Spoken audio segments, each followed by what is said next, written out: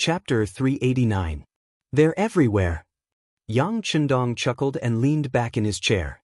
Then he pointed at Tiger's Mane, Beta Persei, Qiu Vi and Dao Shao and said, "They're all generals, and they're generals who can lead thousands of troops in the future.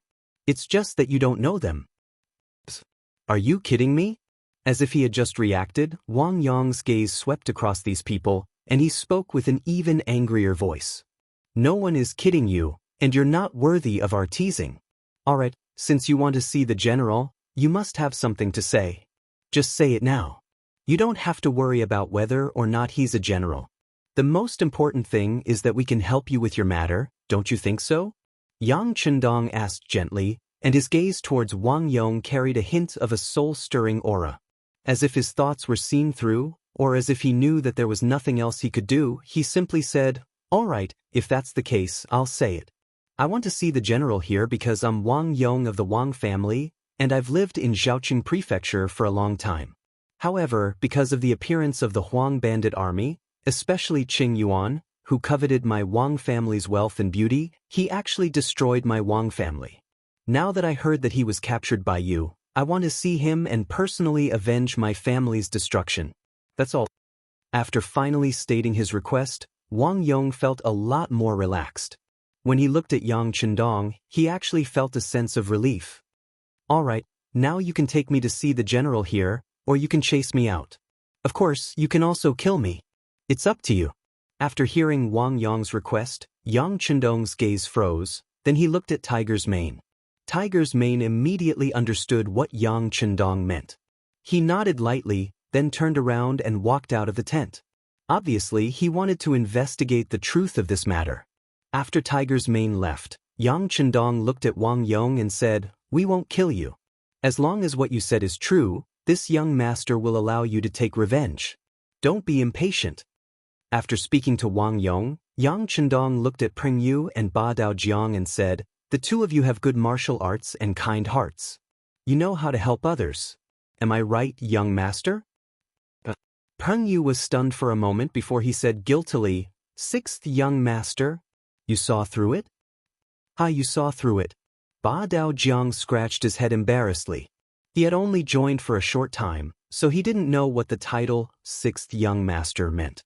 However, when he saw that Peng Yu, a member of Leng Feng, respected Yang Chendong so much, he didn't dare to look down on him. "Of course I saw through it. Otherwise, it would be hard to tell who would win. However, since you are helping him, I won't hold it against you.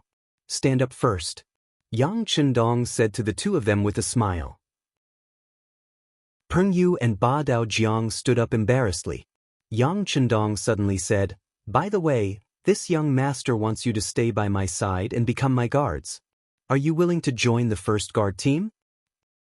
Peng Yu had just stood up, but when he heard this, he was shocked. When he saw the serious expression on Yang Chendong's face, he knew that it was true. He immediately knelt on the ground again. "Peng Yu is willing, Peng Yu is willing." After he finished speaking, Peng Yu didn't forget to pull Ba Daojiang, who had just stood up. "Quick, kneel down and thank him." "Why do I have to kneel down when I just got up?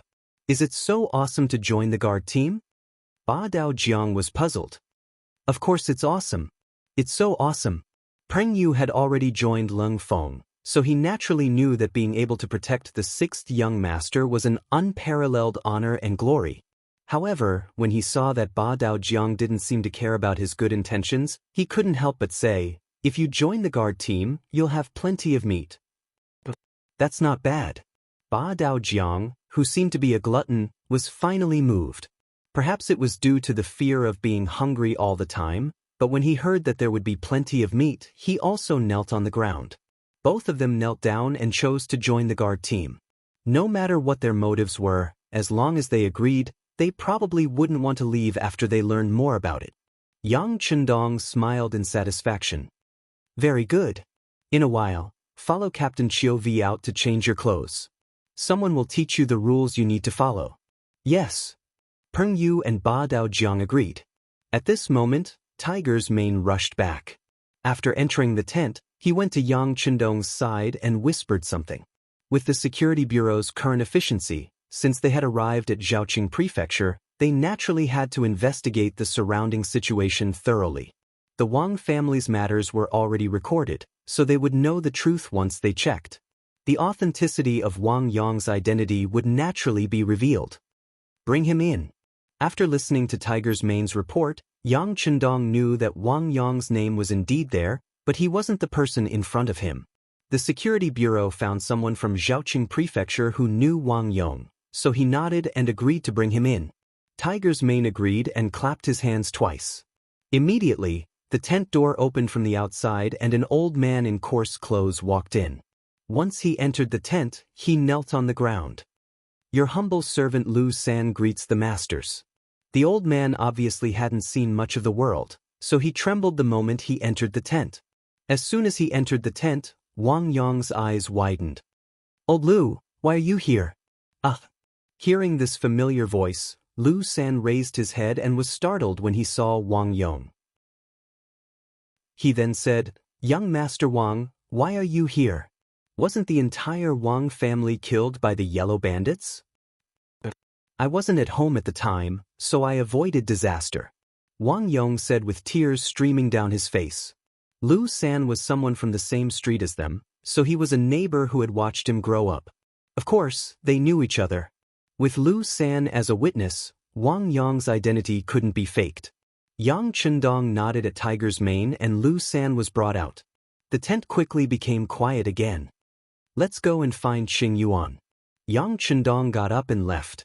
Beta Persei and the others followed him out of the tent. When they walked to Wang Yong, who was still standing there, the captain of the first guard team, Qiu Vi, reached out and pulled him. Let's go and avenge you. Wang Yong was still in a confused state when he was pulled out of the tent. In Wang Yong's eyes, Yang Chendong was so young, even younger than himself. How could such a person be a general? Even if he relied on his family to get an official position, he probably wouldn't have any real position. In his impression, the officials of the Great Ming Dynasty were mostly old men, and the worst were middle-aged men. Could this young man do it? Wang Yong was still thinking about whether or not he could. In the military camp, Battalion Commander Qin Bo had already gathered a company of cold vanguard soldiers and followed Yang Chendong out of the military camp. Wang Yong vaguely heard someone say something. Commander Luo, the military camp should be loose on the outside and tight on the inside. If anything happens, act accordingly. Yang Chendong wanted to capture Qing Yuan and hand him over to Wang Yong to execute him on the spot. The idea was good, but the method was indeed against the rules. Since the person had already been handed over, the battle report to be sent to the capital should have already been written. If that was the case, then no matter what he did now, it would be considered a private action and a form of provocation. In the face of provocation, no matter what Guan Ying and Ma Wei did in response, it wouldn't be considered excessive. Yang Chendong was very clear on this point.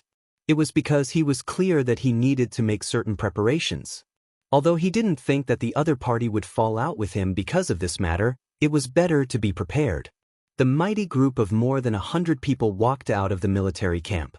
Soon after, the mercenary camp closed. As for what would happen inside, outsiders probably wouldn't know. Riding tall horses, Yang Chendong and his group arrived at Zhaoqing City. Because the sky was already dark, the city gates were tightly shut. Only a few southern Ming soldiers holding torches could be seen. When they saw a group of people approaching from a distance, the soldiers guarding the city became nervous. While they were still far away, they had already drawn their bows and were ready to shoot at any moment. It wasn't until the group got closer and the uniforms of the mercenaries appeared in front of them that the soldiers guarding the city finally relaxed.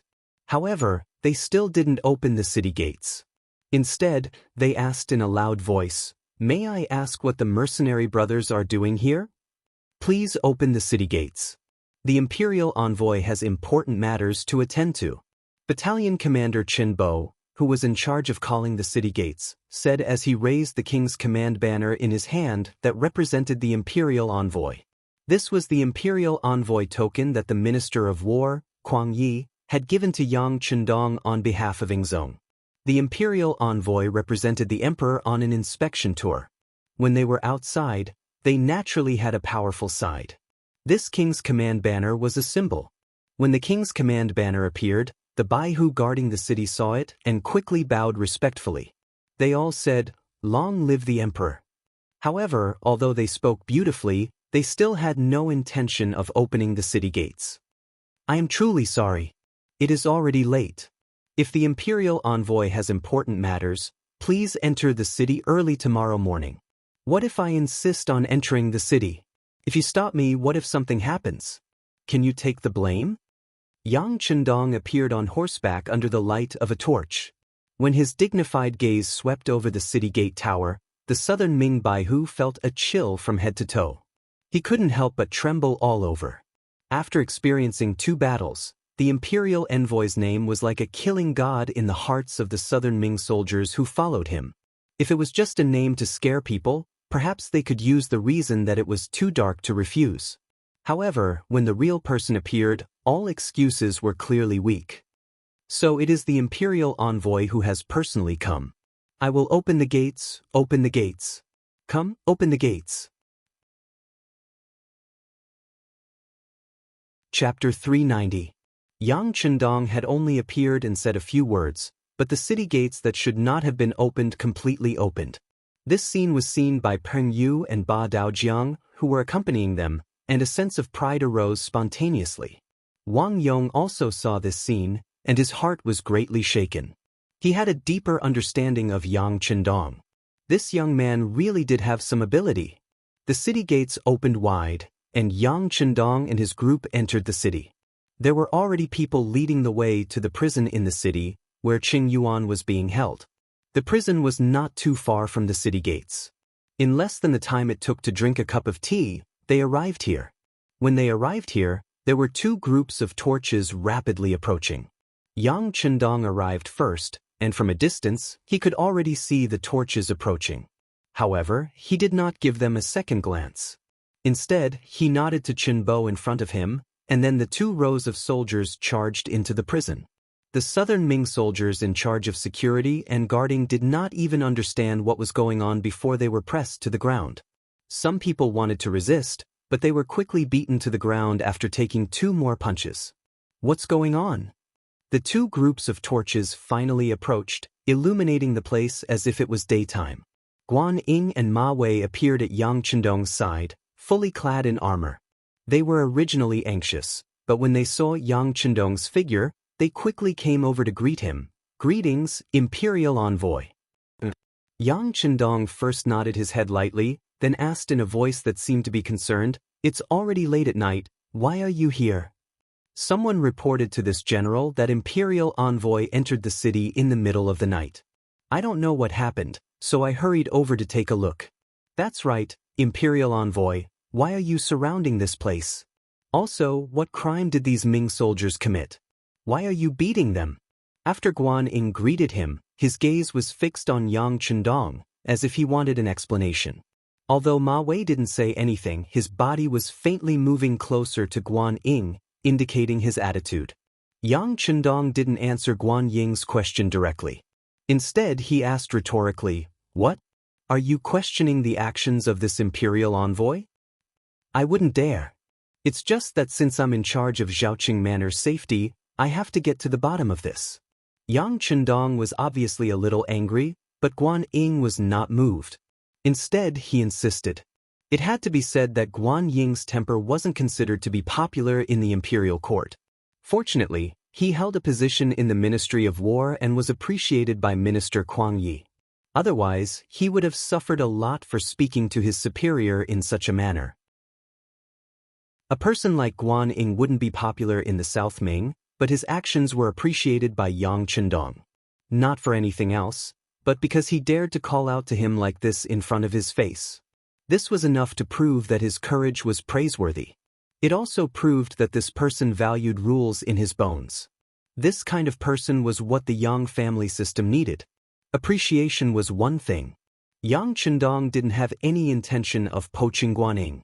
It was very difficult for someone like him, whose career was smooth sailing, to be used by him. If he wanted to use people, he had to choose those who had hit a wall or had lost confidence in the Ming dynasty. Guan Ying was clearly not among them. Since he couldn't be used by him, Yang Chendong wouldn't be so polite when he spoke. When he answered the other person's question, his voice was much colder. I don't need to explain my actions to anyone other than the emperor. It's best if you stay to the side. Of course, if you want to challenge my bottom line, you can try. As soon as he finished speaking, the remaining platoon of soldiers quickly aimed their guns at Guan Ying, Ma Wei, and the others. Moving together with them were Qiu Vi and the others from the first guard squad. Among them, Ba Daojiang and Peng Yu were astonishingly among them. However, Ba Daojiang was holding 10,000 shining steel knives. Even though it was He Tian, their movements were still neat and uniform, giving people a soul-shaking feeling. When the pitch-black muzzles of their guns turned in unison, even Guan Ying couldn't help but take a step back. The power of these advanced guns had long been tested on the battlefield. To be honest, the power and accuracy of the great Ming dynasty's firearms were not something that could be compared to them. In the past, these things were used to deal with the Huang bandits. When they saw it, they only felt satisfied. However, the moment the muzzles were pointed at them, they felt extremely uneasy. There was even a feeling of suffocation that spread through their bodies. Guaning took a step back. How could the other southern Ming soldiers not be scared into continuously retreating?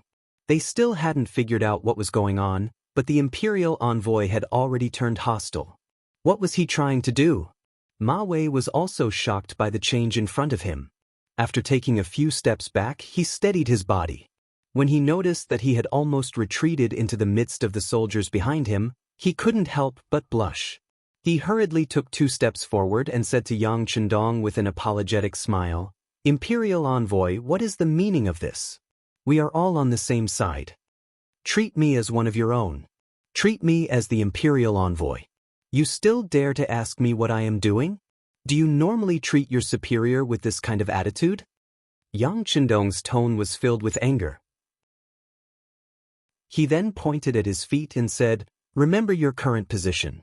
If anyone dares to take a step forward, execute them on the spot." His voice was cold and merciless. This wasn't because Yang Chendong wanted to take revenge for Wang Yong, so he used this ruthless method. He had thought of doing this before. As the imperial envoy, other than killing Zhaoqing's General Jiaping and taking care of the Guangdong prison department's Han Qing when he had just taken office, he had never shown his thunderous methods. It was to the point that many people had forgotten his cold image. Just like today, he had used 30,000 taels of silver to buy a pig. According to the Bureau of Security's secret report, the price was actually 30% higher than the market price. This was treating him like a sucker. This wasn't just a matter of money. It was a lack of basic respect. In view of this, he had to intimidate people. He could take advantage of this opportunity to take revenge on the other side.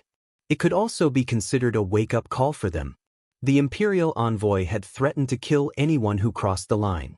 Regardless of whether it was Guan Ying or Ma Wei, their expressions became ugly. No matter what, Zhaoqing was still southern Ming territory. Although the city was taken down by them, they had given them enough benefits as discussed before. Since it was like this, what right did they have to order them around as the owner? Wasn't this going too far?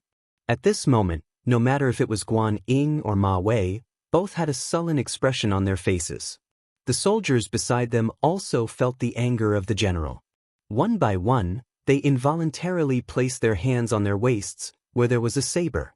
Suddenly, an austere atmosphere filled the air. It was also at this time that the originally friendly relationship between everyone began to change. Yang Chendong, who knew how many life and death situations, was naturally especially sensitive to this kind of murderous aura. It wasn't just him. Even Lung Feng and the members of the small guard squad all gripped the 95 style tightly in their hands. It was as if they were waiting for an order to start a massacre. If they really fought at such a close distance, it was basically impossible for Lung Feng to come out unscathed. However, the final victor would undoubtedly be Lung Feng. The advantage of modern weapons against cold weapons was still very obvious. Yang Chendong obviously understood this point. However, he was even more clear that now was not the time to truly turn hostile. Putting aside the fact that his 2 wives were still in the capital of Baiming and some of his businesses were still developing there, If they really fought, even if he could kill Ma Wei and Guan Ying, what was the use? These people had no enmity with him. There was no benefit in killing them, only harm. He wasn't willing to do such a loss-making business. He was very clear on this point. Seeing that swords were drawn and bows bent, Yang Chendong suddenly spoke. What? Did you eat too much pork and want to move your body a little? Once these words were spoken, General Ma Wei's originally angry face suddenly flushed red. However, his anger had disappeared. Others might not understand the meaning of these words, but he was very clear. This time, he was in charge of helping the mercenaries buy live pigs. Out of his habit of taking advantage of opportunities, he more or less deducted a little, about 7,000 to 8,000 taels. This was because of his habit, and also because he was envious of the mercenaries' gains. Why should they get all the benefits after entering the city and he get nothing? You guys get the meat no matter what, we get the soup. Therefore, when he knew that the mercenaries needed a large number of live pigs, he had an idea. He acted first and reported later, so he deducted a certain amount of commission and benefits. He originally thought that the matter was done covertly. However, Yang Chendong had always been very careful. He was afraid that someone would do something to the food, so he had arranged for Yang San to have the security bureau secretly keep an eye on it. He didn't expect that the inside story would be uncovered. Now that Yang Chendong had exposed the matter in front of everyone, Ma Wei's face turned red, and he felt a little lacking in confidence. At this moment, his expression also changed very quickly. Ha ha, it must be a misunderstanding. Quickly stand properly and retreat. Really, we know that the imperial envoy is doing something, we should cooperate. The sudden change stunned the other soldiers. However, since the general had spoken, they didn't dare to disobey. One by one, they put the swords that they were about to pull out back into the sheath. Then, they retreated a few steps, maintaining a safe distance. This change made Guan Ying very puzzled. He couldn't understand why Ma Wei suddenly changed his attitude. However, before he could ask anything, his body was already pulled back a few steps by Ma Wei. It was also at this time that there was movement from inside the prison. Dozens of soldiers carried an injured man out. Chapter 391. Even though the sky was dark, Guan Ying could still recognize this person with the help of a torch. It was the bandit leader of the Huang bandit army, Qing Yuan, who guarded Zhaoqing Manor. He immediately cried out, "This is Qing Yuan, one of the leaders of the Huang bandit army. The memorial regarding him has already been reported to the imperial court. He will be escorted into the capital tomorrow. Why did you bring him out? Did you see clearly? Is that Qing Yuan?" Yang Chendong ignored Guan Ying's cries and asked Wang Yong, who was staring at him with bloodshot eyes. "Yes, that's him. I would recognize him even if he turned into ashes," Wang Yong said with certainty. In reality, Qing Yuan was captured by Qin Bo and Leng Feng. Naturally, Wang Yong would know his true appearance. Yang Chendong's question was only to confirm further. Knowing that this person was Qing Yuan, he nodded and said, "All right, bring him back to the camp." With that, Yang Chendong turned his head and glared fiercely at Ma Wei and Guan Ying. Then he led the troops away without a word. "Why did you bring Qing Yuan away? Stop them quickly." Seeing that his merit was about to be taken away, Guan Ying naturally had a look of indignation on his face as he shouted loudly once again. "Aya, General Guan, bear with it. We are no match for them." Ma Wei, on the other hand, was calm and collected. He stretched out his hand and pulled Ma Wei hard, not letting him run around. Seeing the figures of Yang Chendong's troops slowly disappear into the night, Ma Wei finally let go of Guan Ying's hands. As soon as he let go, Guan Ying shouted at him angrily, "General Ma, what are you doing? Do you know that the criminal of the imperial court was taken away under our noses?" "Of course, this general has seen it, but I have my own difficulties." Ma Wei replied with a helpless look. "Difficulties? What difficulties?" Guan Ying asked with a puzzled expression and a face full of anger. He knew that if he couldn't explain things clearly, he wouldn't be able to get through this ordeal. With a guilty look, Ma Wei whispered the story of how he embezzled the money that the mercenaries used to buy the pork. After hearing what had happened, Guan was naturally furious. He shouted in a roaring tone, "General Ma, you are really bold. How can you do such a thing?" Ma Wei stuck out his index finger to cover his mouth, and said in a pleading tone, "General Guan, there's no other way. If you want to lead soldiers, you have to give them some benefits. Otherwise, who would listen to you? Isn't that the only thing we can do?" At this moment, Guan Ying's face was filled with anger. He pointed at Ma Wei, not knowing what to say. In the end, they were on the same side. In the eyes of the imperial envoy, Ma Wei's action was probably also his own idea. It was no wonder that the slap in the face came with a wave of his hand. Forget it, forget it. In the end, he was in the wrong first. He couldn't blame others. Although Guan Ying was angry, he had no choice but to swallow the bitter fruit at this moment. Ma Wei saw that his emotions had stabilized, and said in an insatiable tone, "General Guan, now that things have come to this, can we write a battle report and say that Cheng Yuan bit his tongue and committed suicide in prison?" Absolutely not. Guan Ying hurriedly waved his hand, but he was afraid that Ma Wei would misunderstand, so he said in an explaining tone, "It's not that I don't want to do this, but the brocade guards are everywhere.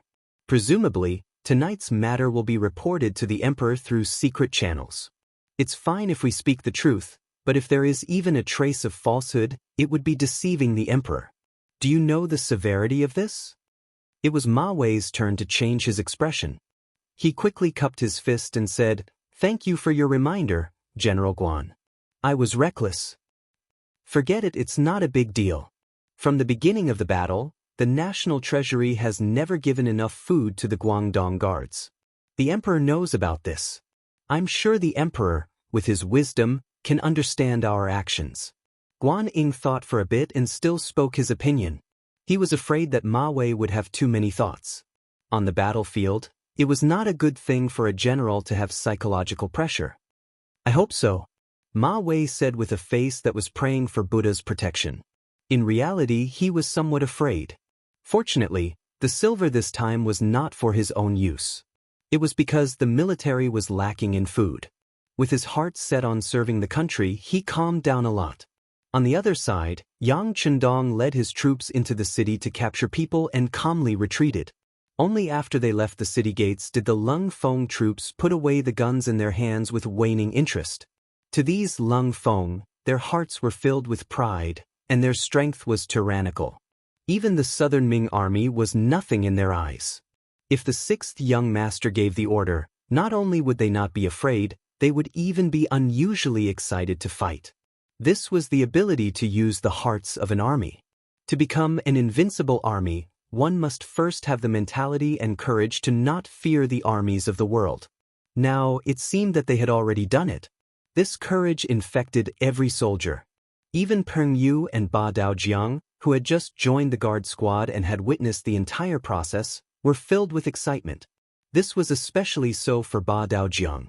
This could be said to be the first time he had seen someone who dared to make the Southern Ming army suffer. This scene left a deep impression on him and made him extremely curious about the Lung Feng troops. He was also proud that he was one of them. His first sense of belonging came from tonight's operation. Compared to the Huang bandit army that he had joined before, the Lung Feng troops were too strong, and the Southern Ming army was too weak.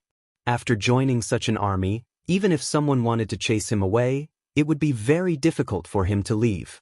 Wang Yong also stood in the group. At this moment, he was staring at the bound Cheng Yuan. In his eyes, there was only this person.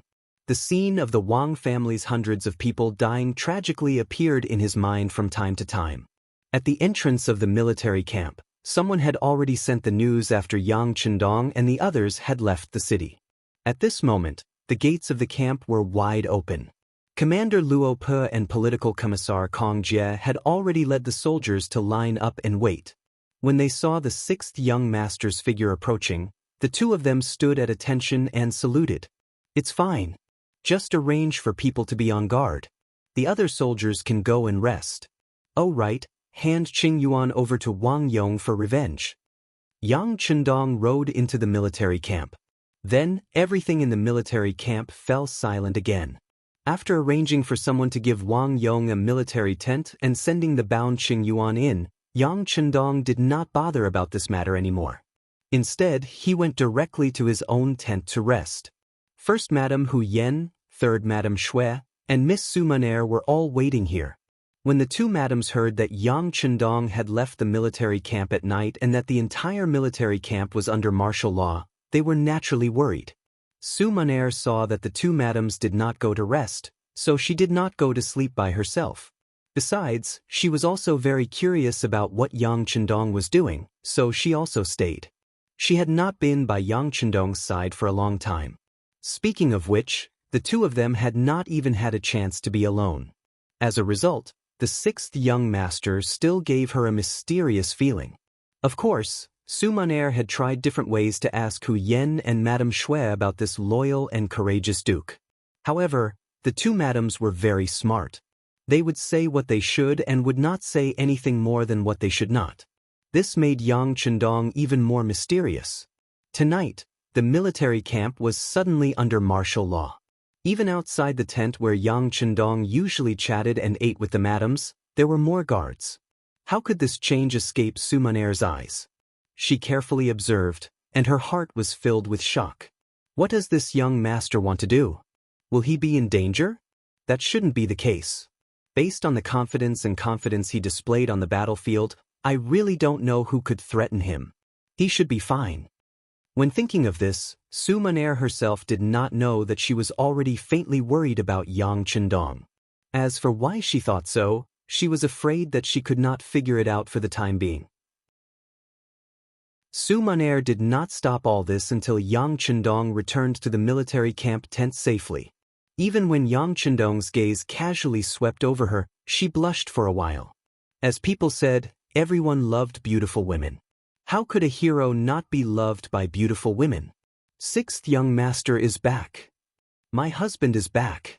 Hu Yen and Madame Shui stood up one after another. Their concern was completely expressed on their faces and words. I went out to do some small things.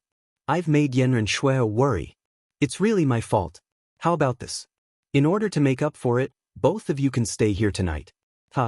Yang Chendong's face was not serious at all. Instead, it was full of tenderness and sweetness. As soon as he said this, Hu Yen and Madame Shui in the tent both blushed and became hot. They were shy and happy. They were happy to have a husband who loved them so much. However, it was inevitable that they would feel embarrassed to say such words of love in front of so many people at the same time. This was not the future. On the street, there were people who courted and kissed in public. The onlookers would even give them their blessings. If all this happened at this time, it would only attract people's sidelong glances. It was normal for people to feel ashamed. Yang Chendong's action made the two madams very shy. Even the two madams' personal maids, Xiao Qing and Xiao Wei, blushed and lowered their heads. They were very embarrassed. Su Maner's face was even more embarrassed. At this time, her face was red and swollen, as if she had a fever. After hearing this, she did not even dare to raise her head. She just bowed and almost ran out of the tent with the help of her maid, Xiao Yun. Behind her came Yang Chendong's laughter. Chapter 392. Sixth young master, Miss Su is not married yet. She is very thin-skinned. If you do this, she will inevitably feel embarrassed.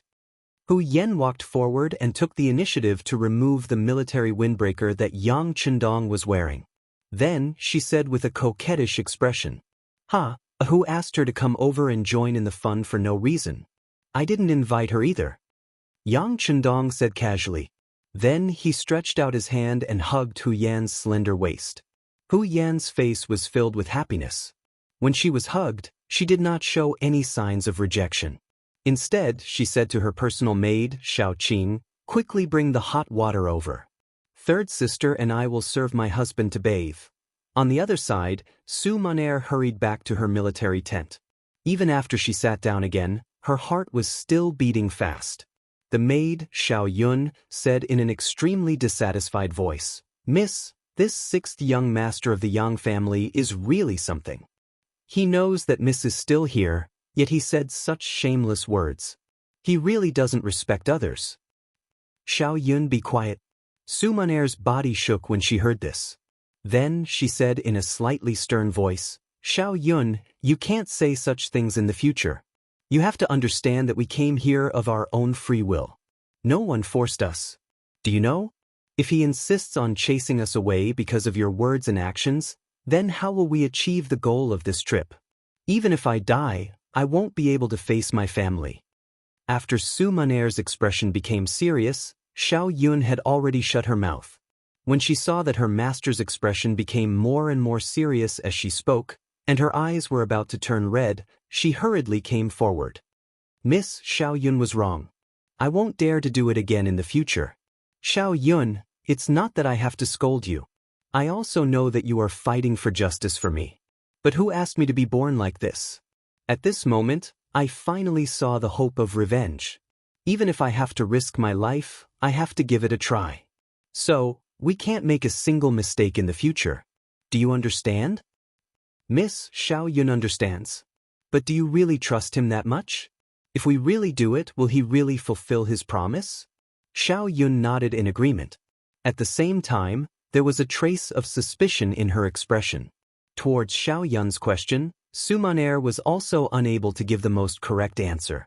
But in order to avenge her family, what else could she do other than choose to believe? Therefore, she could only nod and shake her head as she said, I don't know either, but he shouldn't go back on his word. He wouldn't lie to me, right? Miss, let's hope so. Let's hope our sacrifice is worth it. All right, it's late. Miss, you should sleep first. Xiao Yun sighed in her heart. She didn't know if what Miss was doing was right or wrong, but there was one thing that was not wrong, and that was that she would definitely follow by Miss's side. Even in the face of death, she would not retreat half a step. That night, Su Maner couldn't sleep. After that, she even had a nightmare. That was, she had completed her mission, but the person who promised her didn't avenge the Su family. On the contrary, the sixth young master of the Yang family, who was harmed by her, even came to question her with a bloody face.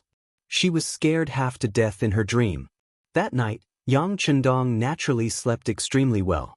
Hugging left and right, it didn't take long for him to enter a sweet dream. He really slept all the way until dawn. That night, Wang Yong didn't sleep at all. First, he cut Qing Yuan over 100 times. If he hadn't used a cloth to gag the other party's mouth earlier, he was afraid that the miserable screams that night would have caused the entire military camp to be unable to sleep peacefully. After killing Qing Yuan, Wang Yong knelt in front of Yang Chendong's tent until dawn, until Yang Chendong came out for his morning exercise. When Yang Chendong came out of the tent in camouflage clothes, Tiger's Mane, who was guarding outside, jogged over. Young master, he's been kneeling here for most of the night. Qing Yuan was also killed by him. Got it. Send him to the auxiliary regiment like this. Let him learn to abide by the rules first and wash away the evil aura on him. Yang Chendong nodded lightly. Then he brought Beta Persei, Qiu Vi, Peng Yu, Ba Daojiang, and the others from the first guard team and started jogging in the military camp. Yang Chendong didn't want to keep all the capable people by his side, especially people like Wang Yong who had a strong evil aura. If he didn't know the rules, Yang Chendong would rather not have him than keep a bomb by his side. But thinking about it, if Wang Yong really had the ability, he would climb up step by step and eventually become a true warrior. 1451 AD, the second year of Tianshun, the third year of Baiming, the 6th month of Jingtai. The Guangdong Yellow Bandit Army began their final frenzied counterattack, with Wuzhou Prefecture and Xuanzhou Prefecture as the center. In the north, at Mengzhu Ridge, Heavenly King Cui Yen led 20,000 troops and was ambushed by the 2nd Regiment, Kong Chuanxin's 3rd Battalion, 2 auxiliary battalions, and Pingle's General He Sheng. After the battle, Heavenly King Cui Yen died. Less than 10% of the 20,000 troops escaped. In the south, Heavenly King Sun Jianglong had just left the city when he was met with the 2nd Regiment, Wu Sheng's 1st Battalion, 2 auxiliary battalions, and Shao's General Yu Guang's fierce attacks. After losing, he lost Gaozhou Prefecture and retreated to Laizhou Prefecture. Facing the 40 rocket launchers, he couldn't defend the city and retreated to the seaside to leave. However, not long after, there was no more news. What the others did not know was that the Yang family's navy was already waiting for them at sea. Under the personal leadership of the Navy's first commander Yu Guang, in less than an hour, the ship that Sun Jianglong and his 15,000 men were on was destroyed at sea. Another 13,000 survivors were salvaged, while over 1,000 others lost their lives in the sea. In the west, with Xuanzhou Prefecture as the starting point, Heavenly King Ru Honghai led 30,000 troops to test the waters of Nanning Prefecture and Liuzhou Prefecture of Guangxi. However, because the enemy was well prepared and had the advantage in numbers, the attacks were neutralized. In the end, after losing 10,000 troops, they retreated to Xuanzhou Prefecture to rest. At this point, Huang Yuliang's so-called four-sided attack strategy had completely collapsed. Not only that, the east and north of Wuzhou Prefecture had already been stationed by the southern Ming army to suppress the bandits. At this moment, the people in the city were in a state of panic. Some of the leaders also had their own thoughts and plans. This was already the third day since Yang Chendong brought troops to Wuzhou Prefecture. Ever since he arrived 3 days ago, he didn't immediately attack the city. On the contrary, he ordered people to defend it tightly. From time to time, the drums of the army would sound, causing the Huang bandits in the city to be like birds startled by the twang of a bow. Kong Lingxin's 3 battalions to the north also had the same attitude. They also surrounded the enemy without attacking, and their war drums beat loudly. Yang Chendong's actions had once confused Guan Ying and Ma Wei. The two of them walked into the large military tent and came in front of the 6th young master. Imperial Envoy. Once the two generals entered the tent, they cupped their fists and bowed. The two generals have come. Serve tea. Yang Chendong wasn't wearing a military uniform. Instead, he wore a normal green robe. Just from this, it could be seen that he didn't have any desire to fight. At this moment, he was holding a brush and practicing calligraphy. No need. Guan Ying waved his hand and refused the good intentions. He raised his head to look at Yang Chendong and said in a serious tone, "Imperial Envoy, I don't know why the Huang bandits are right in front of you, but you must surround them and not attack? Please teach me." Guan Ying's attitude was even cold. Yang Chendong saw all of this and let out a long breath in his heart. At the very beginning, Guan Ying had treated him with this attitude. Yang Chendong didn't pay attention to it. Instead, he used practical actions to wake the other up. He let him know what it meant to shock the world with a single brilliant feat. Guan Ying's attitude towards him had changed completely after the victory at the Battle of Canton Prefecture City. However, ever since he openly snatched the captive Qing Yuan in Zhaoqing Prefecture, the relationship between the two had clearly changed. They became much more unfamiliar. Now, he had directly come to question him. It could be seen that this person truly had a problem with him. At some point in time, Yang Chendong even had the thought of recruiting him for his own use. Guan Ying was indeed a talent. At least, he was much more pragmatic than some of the other Ming Dynasty generals. However, a general of the Southern Ming Dynasty was still a general of the Southern Ming Dynasty. His heart was still more inclined towards the Great Ming. This kind of person could be called a loyal official, but could also be called a foolishly loyal general. They all had a similar characteristic. They wouldn't easily change their original intentions. In other words, it was very difficult to change the mentality of these people. Take Yu Qian for example. He was also foolishly loyal. However, Yang Chendong had spent a lot of effort on him. Under the influence of nearly a year in Crimson City, even a stone's heart could melt. Finally, the environment changed a person. Yu Qian had become an important official of the Yang Xie dynasty. He was in charge of the affairs of Crimson City and the nearby cities. He had also displayed his ability to manage everything in an orderly manner. Yu Qian could be changed because in Yang Chendong's heart, he was a very capable person. He was worth the price to attack his heart. However, although Guan Ying was a good general, he wasn't unique. In the new Yang Xie dynasty army, there were no lack of good generals. There were even a few who had shown their talents as commanders. Since that was the case, why would he spend so much effort on Guan Ying? Originally, Yang Chendong didn't have much hope. Naturally, When he saw Guan Ying's attitude, he wasn't angry. On the contrary, when faced with his question, he continued to practice his calligraphy as he spoke with an indifferent expression. Surround but don't fight? Naturally, it's because there are too many Huang bandits in the city. With our small number of soldiers, we can't take them all down. Since that's the case, it's better to slowly wear them down. You've also seen that starting today, there are already Huang bandits coming out of the city to join us. Although there aren't many of them, only a dozen or so, it's still a good start. I believe that if I slowly endure like this, in less than half a year, the Huang bandits in the city will collapse on their own.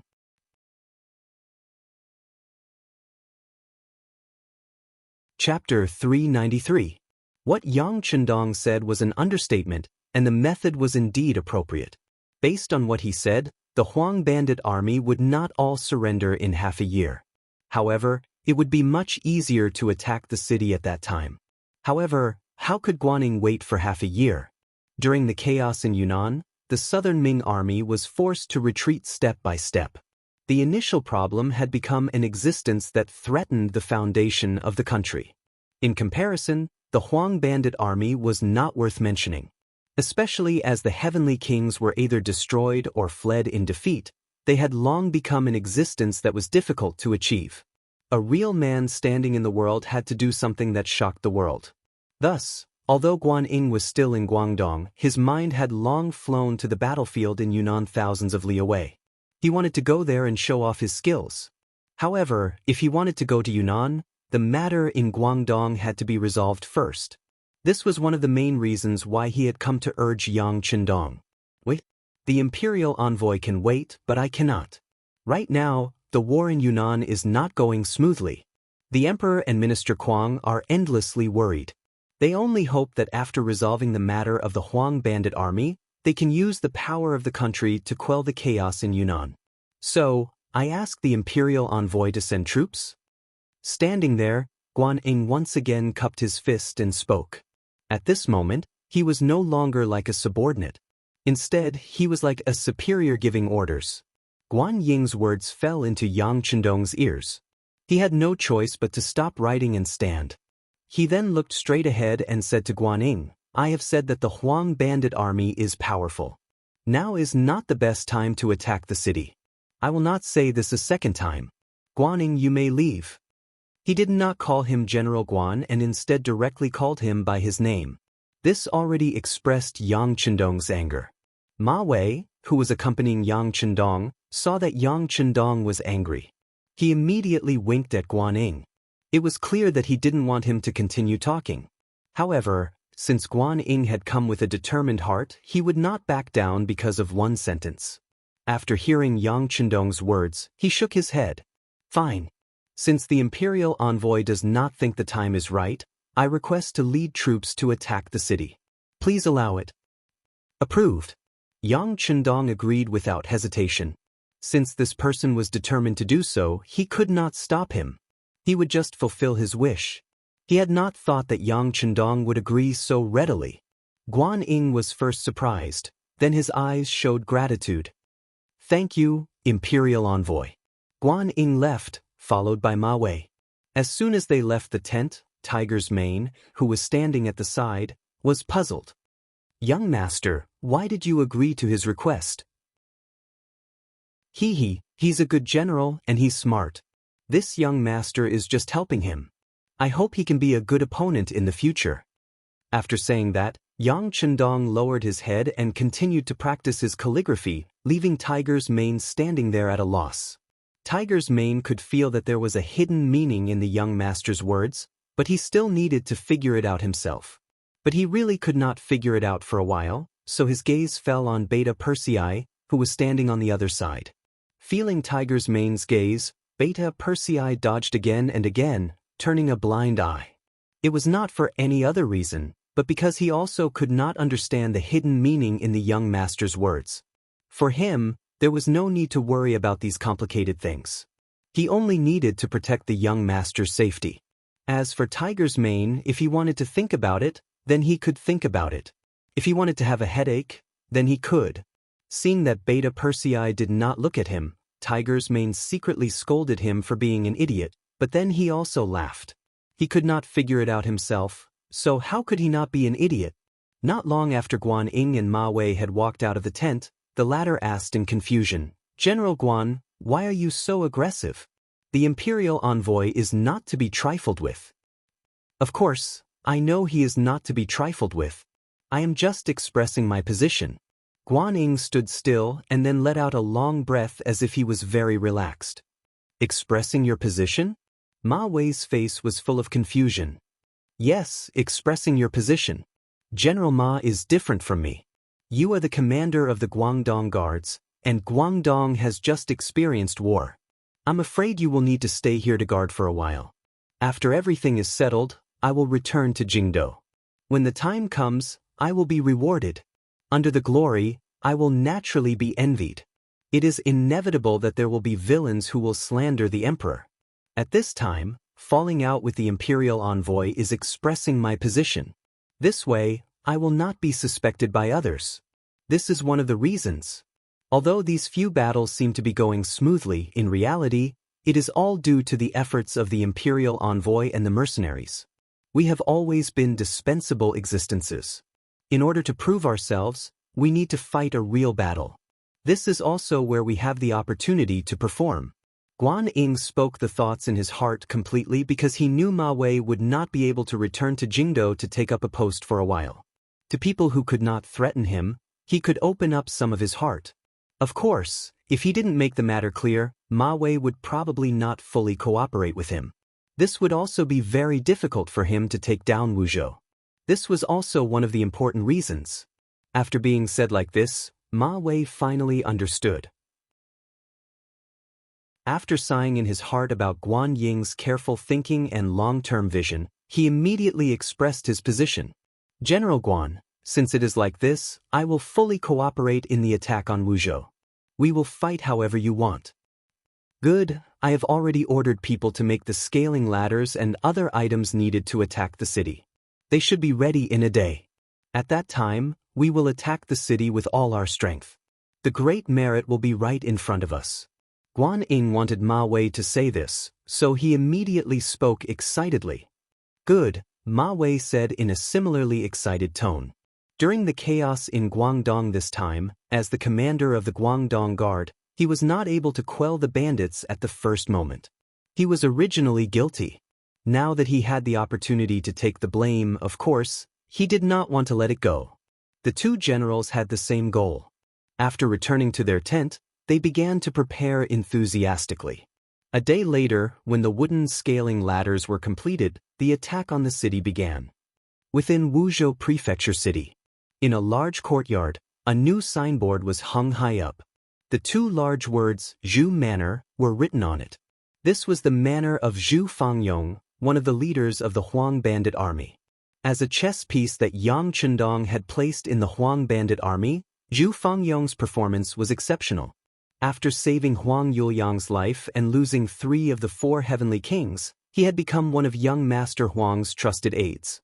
Of course, Zhu Fangyong was clear that Huang Yuliang was both wary of him and using him. Wary because of the other's nature. Using him was because there was no better general to choose from. Fortunately, Zhu Fangyong had never been of the same mind as Huang Yuliang. Thus, he was able to deal with this situation safely. As a trusted aide that Yang Chendong had placed here, he knew the direction of the situation better than anyone else in the city. He even had a rough guess of where the next step would be. Originally, everything was within his expectations. However, the Ming army suddenly attacked the city this morning. This was something that Zhu Fangyong could not understand. Based on the previous plan, they should first surround the city and wait for the morale of the city to fall into chaos before making their next move. However, why did they suddenly attack the city? Had there been a change in the plan? However, he should have been notified first. Just as Zhu Fangyong was feeling uneasy about the matter in front of him, the person in charge of communications, Leng Feng, finally appeared. The person who came was dressed as a farmer delivering vegetables. To outsiders, the reason he was called before Zhu Fangyong was because the general wanted to know the price of vegetables in the city. Zhu Fangyong was deeply trusted by Huang Yuliang, so it was normal for him to be worried. The person who came was dressed in rough clothes. Even his face was full of wrinkles and his skin was dark. Under this kind of appearance, it was difficult for anyone to suspect that he was not a vegetable farmer. In reality, the person who came was disguised. This was one of the necessary methods to become an elite spy of the Security Bureau. I am 007. You can call me 007. This is a token. When the vegetable farmer arrived in the bedroom, he no longer had the silly grin and hunched posture that he used to have in front of outsiders. Instead, he straightened his back, took out a golden token from his bosom, and presented it to Zhu Fangyong. The golden tablet was made by the military factory in Crimson City. Many modern elements were added to it. Even if others wanted to disguise it, it was impossible to do so. Zhu Fangyong had seen such a tablet before. That person was codenamed 013. Now that 007 had appeared, it was clearly of a higher level. He immediately cupped his fist and said, "Brother 007, you've worked hard. We are all working for the 6th young master. This is our duty. It can't be considered hard. However, I'm afraid that after this, Commander Zhu will really have to work hard." 007's expression carried a trace of seriousness. Following this, he explained the matter of the Ming army taking the initiative to attack, as well as the method the 6th young master had proposed to deal with it. The 6th young master's meaning is that the Ming army outside the city can be considered an elite division of the southern Ming Empire. If possible, it would be best to use the head of the Huang bandit army to exhaust them. Then, when the time is ripe, the next step of the plan can be carried out. 007 spoke as he took out a secret letter and handed it to Zhu Fangyong. "Commander Zhu, please open it on the spot and then burn it in front of me. This will allow this subordinate to return with an explanation." Well said, well said. Zhu Fangyong knew that since 007 had said this, then the secret letter had to be burned. This was actually for his own good, to prevent any evidence from being left behind. Opening the secret letter, Yang Chendong's handwriting jumped into his eyes. When Zhu Fangyong saw the 6th young master's overall plan, he couldn't help but nod his head. Good. The 6th young master's plan is good. This commander will carry it out seriously. After speaking, the dense letter was burned into ashes. Another quarter of an hour passed, and the farmer walked out of the study with a fawning look on his face. In his hand was a piece of 5 taels of silver. His smile was so brilliant that the wrinkles on his face seemed to be able to squeeze a bunch of flies to death. Chapter 394. The Ming army had started to attack the city. Guanning didn't just do it for the sake of showing off. Before the battle, he had indeed done a lot of things. One of the most important things was to learn the management methods of the mercenary army. He recruited a lot of strong captives into the army and then took care of them. He also said that whoever could make a great contribution in the next battle would be rewarded with money, meat, and even an official position. This was also Guan Ying's decision to make an exception. Normally, people who were guilty would not even be able to obtain the status of a good citizen. However, to be able to do well, he actually promised an official position and wealth. Just from this point, he had really put in a lot of effort. Not talking about the official position, just the fact that before entering the battlefield, he had given the attacking soldiers a full meal and provided them with enough meat was enough to make many people shed tears of gratitude. The ancients also paid attention to being a ghost with a full stomach before they died. Legend had it that when they went to the netherworld, they would not suffer too much. Now that they had eaten and drunk their fill, for some people, they had no regrets. Using them to attack the city was indeed shocking. Just the first wave of attack had allowed them to rush up to the top of the city tower of Wuzhou City. If Zhu Fangyong had not brought people over in time, this wave of attack might have broken through the city. Reality proved that as long as one used the right method, the morale of the army could be used. He called the original Huang bandit captives to the training grounds of the camp. With good wine and meat, General Guan Ying, whose face was filled with excitement, was planning the attack plan for the next day. Outside the camp, some of the rich people who were originally in the Wuzhou house brought good wine and meat to help the army. To them, there were too many immovable assets in the city. The earlier they took down the city, the earlier they could take back what belonged to them and the earlier they could return to their normal lives. Within the mercenary camp, it was extremely quiet. Apart from the normal training of the soldiers, there was no other movement. Inside the large tent, it was not as peaceful as it seemed from the outside. Commander Luo Pe, Commander Lu Jue and the others were listening to the battle reports from the front lines, waiting for the latest orders from the 6th young master. Everyone was in the tent, listening attentively to the reports from the scouts they had sent out about the scene of the siege today. When they talked about how the Ming army had actively attacked the city, how the first wave of attacks had charged up the city tower without any hesitation, and how they had almost taken down Wuzhou City, everyone's face was filled with shock. Since when did the Ming army possess such powerful combat strength? In their eyes, the Ming army was just a bunch of weaklings. They could bully the common people, but when they really faced the bandits, they would probably reveal their cowardly nature. They are not real Ming soldiers. They were chosen from the remaining captives we picked up. Guan Ying imitated us. After providing them with a few meals, he promised them that they would be promoted and become rich after the siege. Yang Chendong saw that everyone was discussing fervently below, with faces filled with disbelief. Thus, he explained the real reason. After saying all this, Yang Chendong's gaze swept across the crowd and continued, "Reality has proven that arrogance will definitely lead to mistakes. Luckily, this time the Ming army was dealing with the yellow bandits. What if they were targeting us? If we were arrogant, wouldn't we be at a disadvantage?" Facing Yang Chendong's question, the officers first looked at each other. Then, the commander of the auxiliary troops, Lu Jue, stood out and said, "6th young master, we have the most advanced firearms in the world. Even if they were to come, we would not be afraid of them. We will definitely wipe them all out." The other officers also nodded their heads, clearly agreeing with this point of view. Yang Chendong, who was sitting at the head of the table, saw that the officers were still full of confidence and could not help but twitch the corner of his mouth. He said with a somewhat sarcastic tone, "Yes, we have the most advanced firearms in the world. This is our advantage and perhaps our only advantage. Perhaps once we lose our weapons, we are no different from the Ming army. If we are heavily surrounded, how many bullets can you bring? There will be a day when you run out of bullets. At that time, won't we be surrounded like dumplings and be completely wiped out?" At this moment, the officers were dumbfounded.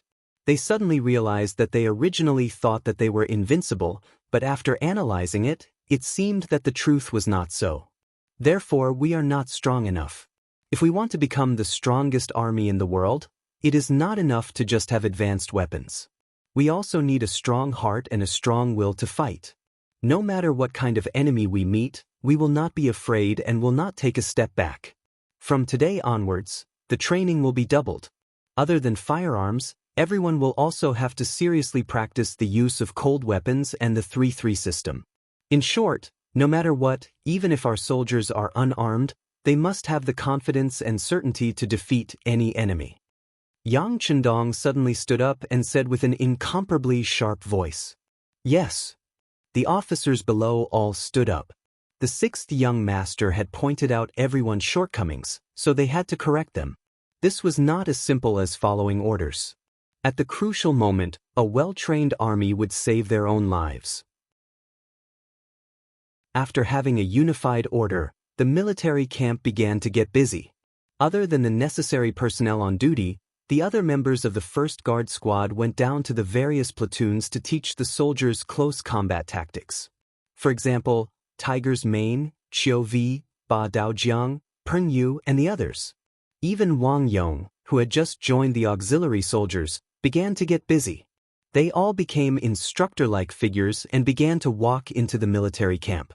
They faced the normal soldiers and taught them the way of fighting. The Ming army and mercenaries were all hurrying their preparations. In the hall of the Wuzhou government yamen, the bandit leader Huang Yuliang was currently raging. He, who had gathered all the generals, first killed the general in charge of defending the city in front of everyone. Then he rewarded Zhu Fangyong, who had provided assistance. Afterwards, his anger seemed to have subsided greatly. Sitting on the seat of the former Wuzhou Zhizhou, he looked at everyone and said, "You have to know that once the city gate is broken, we will all die. Even if it is for your own safety, I ask that everyone do their best. I also ask that everyone follow General Zhu Fangyong's example." "Yes, young Master Huang." The high-ranking officers and leaders standing below all agreed. However, there were only a few people who truly listened to these words. Even Huang Yuliang did not have much confidence in his heart. "You can all leave. Manage your brothers well and be prepared to go up the city gate tower to fight at any time. General Zhu, stay." Waving his hand, Huang Yuliang had an expression of tiredness and irritation. "We will leave." After the other generals all cupped their fists and said this, they left in twos and threes. As they walked, they whispered something. It was clear that they were analyzing the situation in front of them. Some of them were probably even spreading words that were unfavorable to the bandit army. If this were in the past, no one would dare to do all of this. However, 2 of the 4 heavenly kings were dead, 1 was missing, and only 1 was left. In this situation, Huang Yuliang's control over the army was clearly not as good as before. At this moment, it seemed that he could only allow these people to casually say whatever they wanted. There was nothing he could do. Everyone left, leaving only Huang Yuliang, 2 guards, and Zhu Fangyong standing in the middle of the hall. "General Zhu, your performance today was very good. I am very satisfied." Huang Yuliang sighed as he looked at Zhu Fangyong, who was still able to organize a military force to fight against the Ming dynasty in this chaotic world and emerge victorious. This is all due to young master's good fortune. This general does not dare to claim credit. Zhu Fangyong did not forget to flatter Huang Yuliang. Good. General Zhu is still the most loyal. This young master can rest assured when doing things. Huang Yuliang, who was extremely comfortable with this flattery, laughed heartily. Soon after, his tone changed. "General Zhu, this young master intends to hand over the task of guarding the city to you. How confident are you?" Zhu Fangyong, who was asked this question, was stunned at first, as if he was not mentally prepared. Then, he half knelt and said, "Many thanks to young master for thinking so highly of me. Even if you hand over the defense of the city to me, I will do my best." In Huang Yuliang's eyes, Zhu Fangyong's words of loyalty naturally made him happy. However, what he valued more was how confident Zhu Fangyong was in defending the city. Thus he asked again, "General Zhu, you still haven't said. If I hand over the defense of Wuzhou to you, will you be able to defend it?" Zhu Fangyong slowly raised his head and looked at Huang Yuliang. He said with a serious face, "In reply to young master, I will not be able to defend it." What? Originally, Huang Yuliang thought that even if he could not defend it, Zhu Fangyong would say some tactful words. For example, he would do his best, or he would hold on for a while, etc. He never expected such a direct answer, which caught Huang Yuliang off guard. "You will not be able to defend it? I have 60,000 soldiers, so why can't I defend a small Wuzhou prefecture?" Huang Yuliang asked unhappily.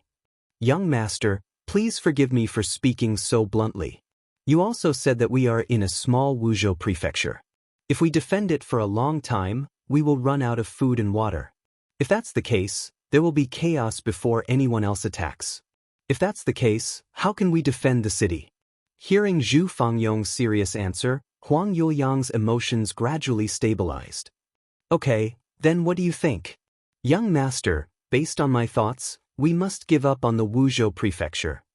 "Give up? Continue." Huang Yuliang frowned as he listened.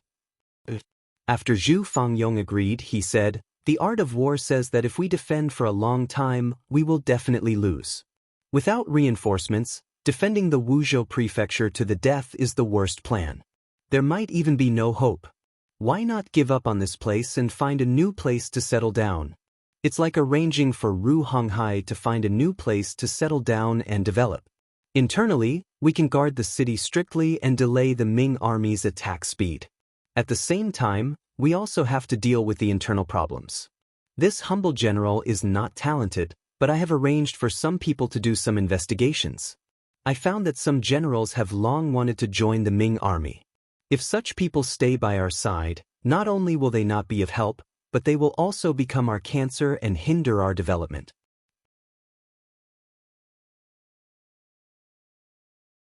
Chapter 395. Zhu Fangyong spoke with fervor and assurance, and Huang Yuliang listened very seriously.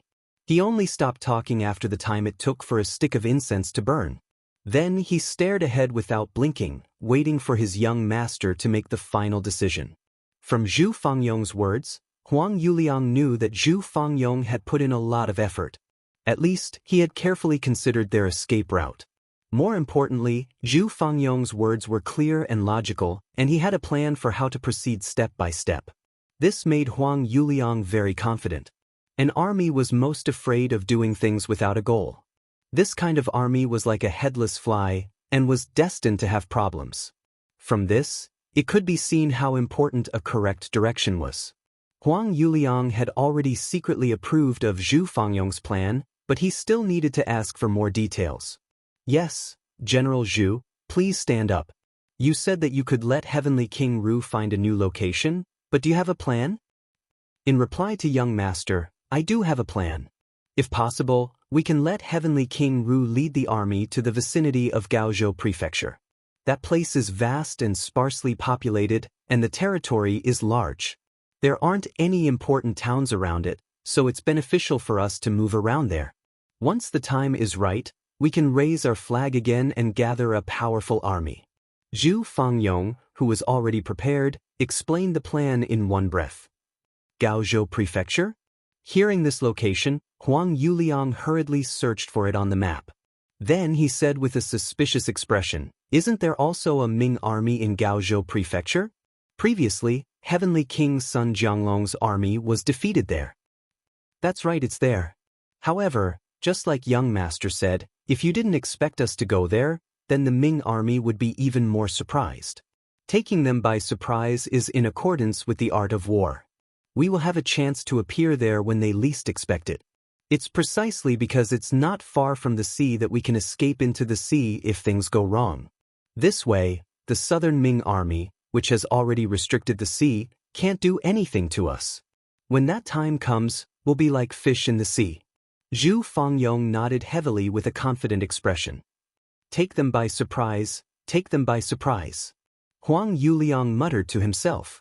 Then, as if he had made up his mind, he slammed his fist on the desk. All right, let's take them by surprise and kill our way out. How about this? General Zhu's suggestion just now will be approved by this young master. I'll leave the matter of city defense to you.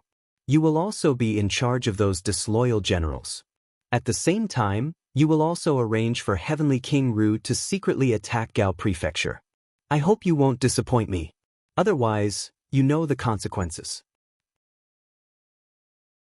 The reason he said that he would not be disappointed was because the failure of Zhu Fangyong's policy of attacking everywhere had not only caused the strength of the Yellow Bandit army to shrink greatly, it had also implicated Sun Jianglong and Cui Yen, the two heavenly kings, to die in battle or disappear. This time, he listened to Zhu Fangyong's plan. If something went wrong again, then he would have to doubt Zhu Fangyong's intention. How intelligent was Zhu Fangyong? He naturally understood the hidden meaning in Huang Yuliang's words. He immediately cupped his fist and said, I'm willing to guarantee with my life that as long as Heavenly King Ru is careful, once you suddenly appear in front of Gao Prefecture's city, no one will be able to stop you. All right, then this young master will take advantage of General Zhu's auspicious words. Huang Yuliang's laughter rang out in the hall. He seemed to be in a good mood at this moment. Huang Yuliang trusted Zhu Fangyong again. Even though he knew that there were risks in doing so, he didn't have any better methods to deal with the current situation. Thus, he might as well give it another try. Of course, he didn't completely trust Zhu Fangyong. He still arranged for a group of personal guards to follow Zhu Fangyong and watch his every move.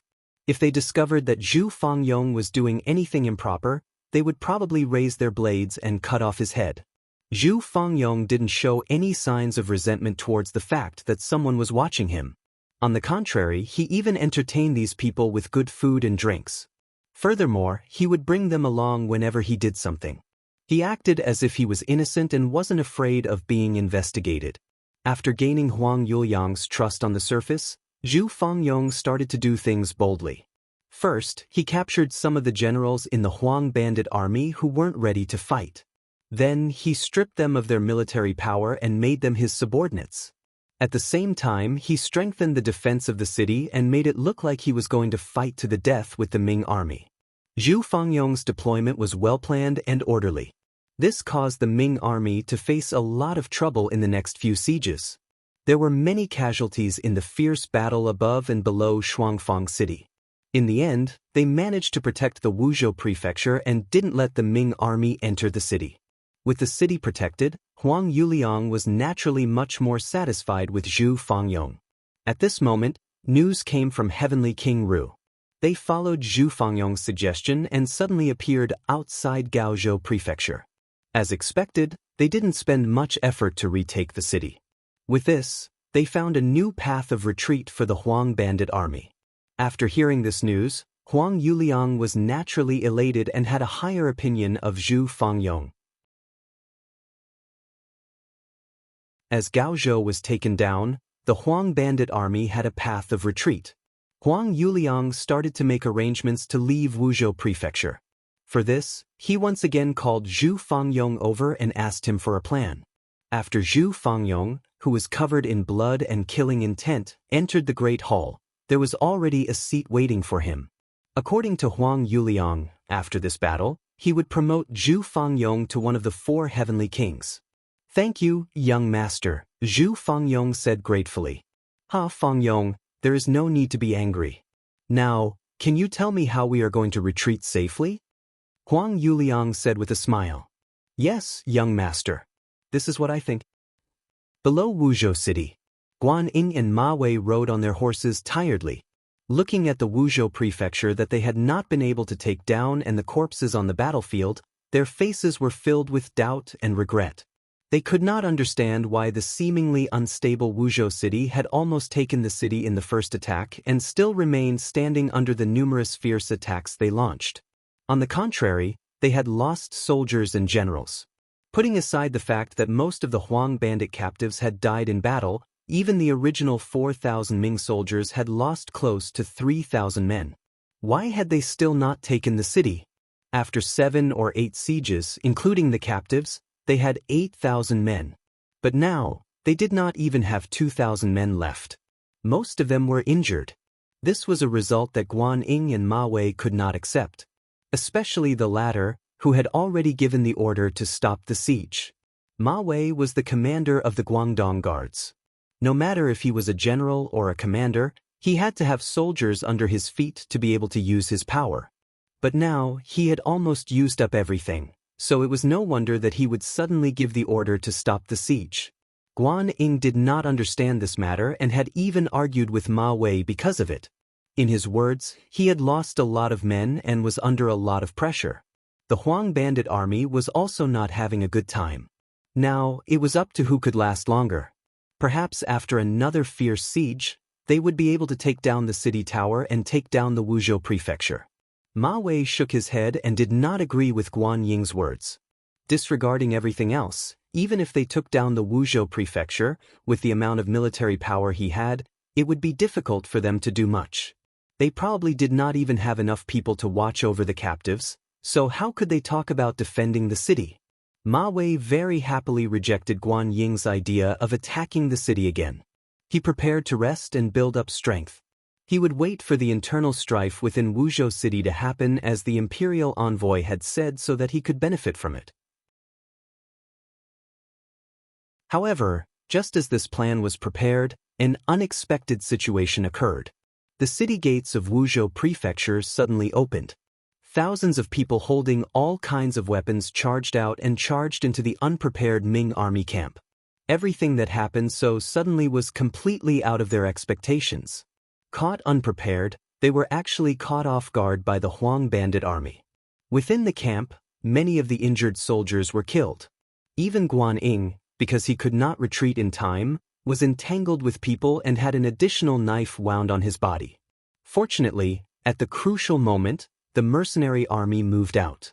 They held the 9-5 in their hands and shot at the Huang bandit army from a distance. Immediately after, thousands of auxiliary soldiers and temporary auxiliary soldiers suddenly charged out. Under the powerful aura, they quickly crumbled the morale of the Huang bandit army and defeated them in the Ming army camp. After the Huang bandit army soldiers who had left the city were killed or captured, the mercenary army directly charged toward Wuzhou city. Unexpectedly, it went very smoothly. Other than a few banners that the Huang bandit army had stuck into the city tower, all of the Huang bandit army had disappeared. Even most of the common people in the city had been taken away.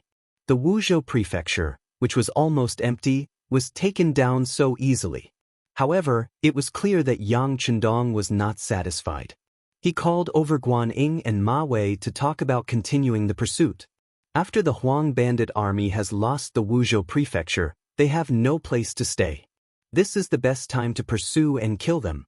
Otherwise, once they find a new place and continue to develop, it will not be long before they rise up again and become a problem for the court. Faced with Yang Chendong's righteous words, Guan Ying and Ma Wei lowered their heads. How could the two of them not understand this logic? It was just that right now, they only had 1,000 soldiers. Even if General Pingle brought a few hundred people, there were less than 2,000. They could still defend Wuzhou prefecture and calm down the situation here, but if they wanted to chase after someone, they really didn't have the strength to do so. The two of them did not speak. Yang Chendong pretended not to understand and asked, "What? Do the two generals have any objections?" No. However, after attacking Wuzhou city for the past few days, our vitality has been greatly damaged. Now we lack soldiers and are trapped. It is time for us to reorganize. We really do not have the strength to chase after the Huang bandit army. This heavy responsibility will probably fall on the shoulders of the mercenary army and the imperial envoy. Ma Wei and Guan Ying spoke with pleading expressions.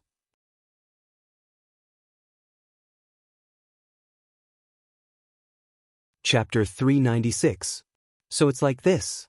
Alright, since this imperial envoy has promised the emperor, then I will definitely completely destroy the Huang bandit army. Thus, we will leave first. If the two generals have finished organizing the military affairs, it won't be too late to catch up. Yang Chendong only pretended to be troubled. After a slight hesitation, he immediately agreed. Naturally, Ma Wei and Guan Ying were overjoyed that Yang Chendong agreed so readily. In order to express their sincerity, they even sent some of the food in their army to the mercenary camp. Then, they watched as the mercenary army left Wuzhou to chase after the Huang bandit army. Sigh, no matter what, the matter of the Huang bandit army has been taken care of. Soon we will be able to report to the emperor. Ma Wei muttered to himself. When Guan Ying heard these words, his self-reproach lessened a lot. What the two of them did not know was that all of this was Yang Chendong's plan. Zhu Fangyong's action of leaving the city was one of his plans.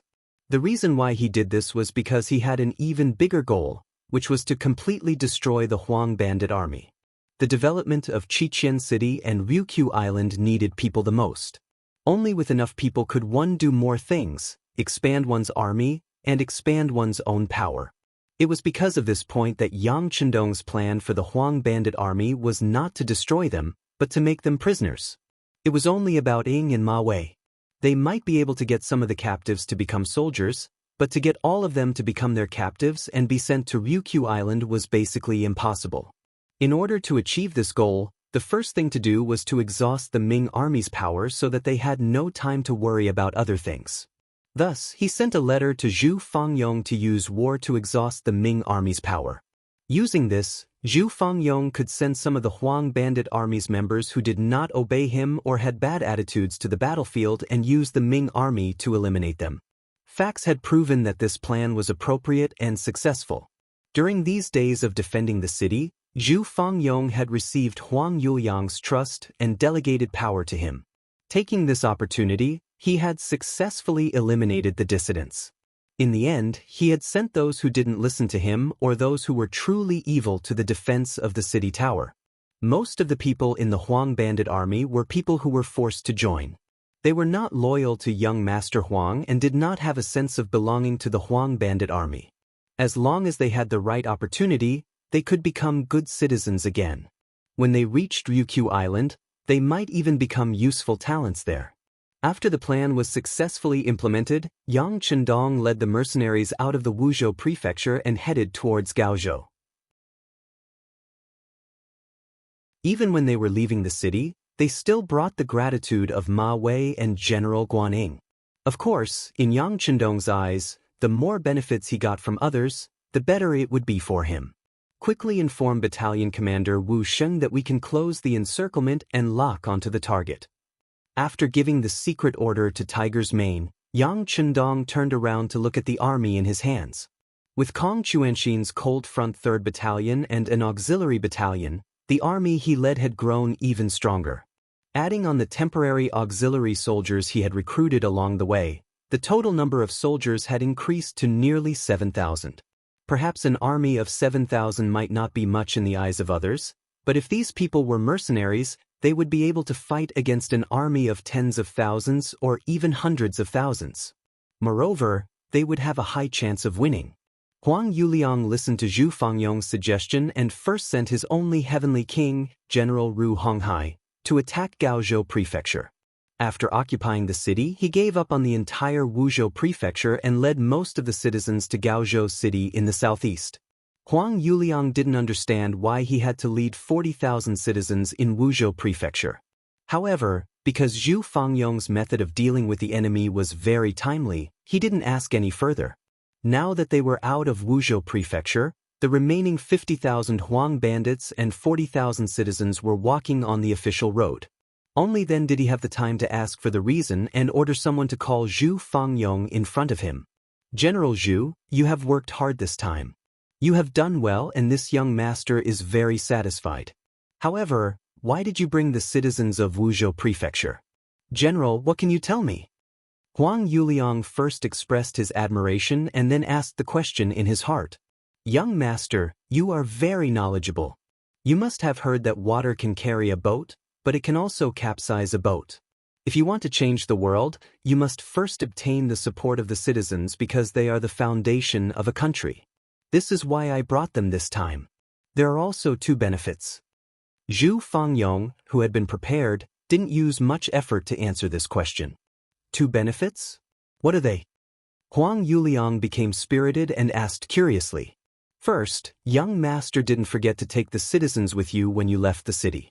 This is enough to prove that you have the citizens in your eyes and treat them as your own people.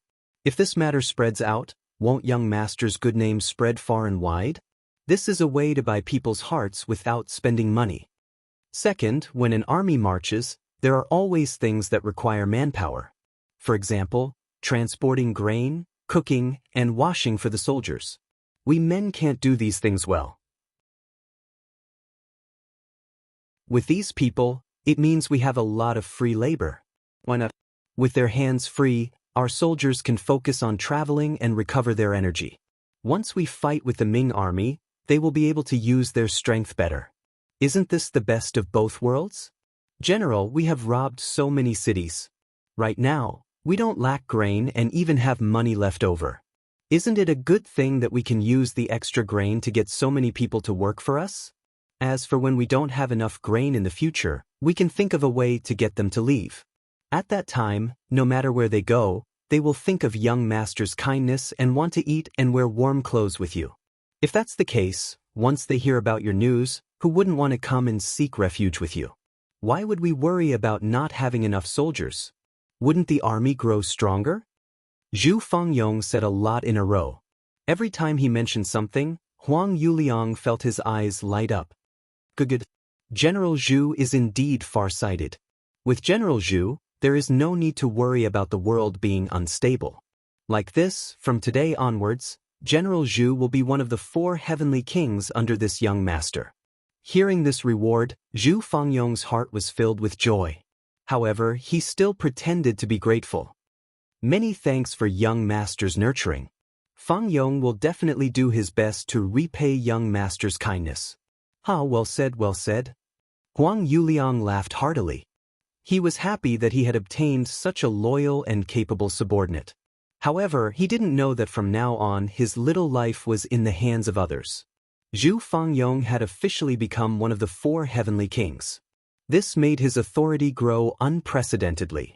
Many military leaders used the opportunity to congratulate him to express their loyalty. As a result, his influence in the Huang bandit army grew larger and larger. In fact, he could even make decisions on many matters without needing to report to Huang Yuliang. All of this gave Zhu Fangyong more support for his plan to complete the 6th young master. Gaozhou Prefecture. After Heavenly King Ru Honghai used a surprise attack to occupy this place, he gradually became arrogant. As one of the old 4 heavenly kings, Ru Honghai wasn't as brave as Geng Jun, nor as tall as Cui Yen. He wasn't as familiar with naval battles as Sun Jianglong. He was able to become one of the heavenly kings mostly because of his obedient personality. Among the 4 heavenly kings, the one that Huang Yuliang trusted the most was probably the ugly and average-looking Ru Honghai. There was no one else. His luck wasn't bad and he actually managed to survive until now. He even took over Gaozhou Prefecture and found a path of retreat for his young master. This merit could be said to be great. There was also news in the army that when young Master Huang arrived at Gaozhou Prefecture, Ru Honghai would become the leader of the 4 heavenly kings. This kind of rumor naturally reached Ru Honghai's ears. It gave him a feeling of complacency, as if he didn't put the heroes of the world in his eyes. Due to his arrogance, the defense of Gaozhou Prefecture became lax. Or it could be said that Ru Honghai never thought that someone would target him. After all, from the news from the scouts, there weren't any Ming army forces near Gaozhou Prefecture. But in reality, there was a cold vanguard unit in Gaozhou City that could take his life. The leader of this unit was the Cold Vanguard 2nd Regiment 1st Battalion's commander Wu Sheng. In such a large city, as long as there were sufficient preparations, the existence of 400 people could be concealed without revealing themselves. Not to mention, these 400 people were all well-trained elites who had learned the art of camouflage. Previously, the Gaozhou Prefecture was breached by Wu Sheng and his men, which gave him ample time to hide. When Ru Honghai brought the Huang bandits into the city, the auxiliary camp retreated according to plan. Only Shao Prefecture's General Yu Guang and less than 1,000 people were left here to resist for a while before they couldn't leave. The effective resistance still existed. This strengthened Ru Honghai's belief that the Ming army was inferior to him. It also created enough opportunity for Wu Sheng and his men to stay. As Ru Honghai's troops occupied Gaozhou Prefecture for longer and longer, the time for Wu Sheng's Cold Vanguard unit to act was also getting closer and closer. Inform everyone, it's tonight. Finally, when the scouts of the Security Bureau infiltrated Gaozhou Prefecture and successfully contacted Wu Sheng, the orders from above were also delivered. The Cold Vanguard unit was about to act.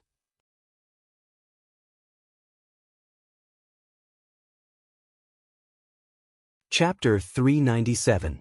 A total of 4 companies of Leng Feng, in addition to Wu Sheng and the other 400 people, they dug out the 9-5 spear and camouflage uniforms that they had hidden in the courtyards and began their night raid. The Leng Feng's movements were orderly and meticulous. Every Leng Feng had their own position. For example, who was in charge of dealing with the sentries, who was in charge of stopping the attack, who was in charge of seizing the city gate, who was in charge of capturing Ru Honghai, etc. All of the plans were assigned to every soldier. As a result, when it was midnight, more than 400 people walked out of the alleys and ran towards their respective targets. The Huang bandit army was caught off guard and did not expect the danger to come from within. In front of the meticulous, agile, and well-armed Leng Feng, most people did not even have the ability to fight back. Among the bodyguards protecting Ru Honghai, there were a few who had decent martial arts skills. Because of their high alertness, they were the first to notice that the atmosphere was not right and sent out a warning signal. Unfortunately, there were too few such experts. Even if they sent out a warning signal, the news could not spread out of the courtyard before the Leng Feng surrounded them began to move. Battalion Commander Wu Sheng took the lead and kicked open the door with the 95 style. Soon after, a series of gunshots rang out and the 3 strong men who had a foundation in martial arts obediently lay on the ground. When the Leng Feng rushed into the bedroom in the courtyard, they pulled out the trembling Ru Honghai from under the bed. Following Ru Honghai's capture, without a leader, the Huang bandit army in the city fell into chaos. At this moment, the Lung Feng hiding in the dark suddenly made their move. Along with the loud shouts from the city gate, the seemingly majestic auxiliary barracks approached. Finally, the barracks exploded. No matter what kind of army it was, once the barracks exploded, it signaled the beginning of a disaster and defeat. The soldiers fled in all directions. The soldiers did not know their generals, and the generals did not know their soldiers. Once chaos erupted, it was hard for anyone to stop it. Even if the generals were to shout now, there was nothing they could do. There was no way to reverse the situation. Even the elite cold vanguard soldiers were helpless against the explosion of the camp. The only thing they could do was to observe the surroundings. Once they discovered any Huang bandits trying to rush out of the camp, they would fire a warning shot. If they couldn't stop them, they would start shooting. In short, they wouldn't allow such chaos to rush out of the camp. The explosion of the camp also indicated that the defeat of the Huang bandit army defending Gaozhou City was set in stone. At this point, Huang Yuliang's path of retreat was completely sealed.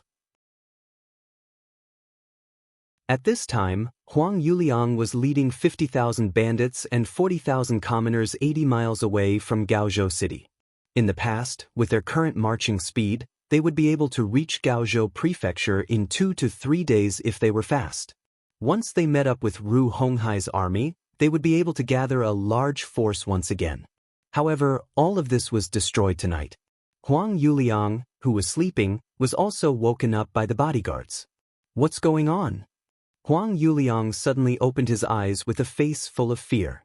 Young Master, General Zhu reported that the scouts discovered a large number of Ming army soldiers 30 miles behind us. Furthermore, they are the most powerful Ming army soldiers wearing camouflage uniforms. The bodyguard said with a slightly hurried voice. There's such a thing?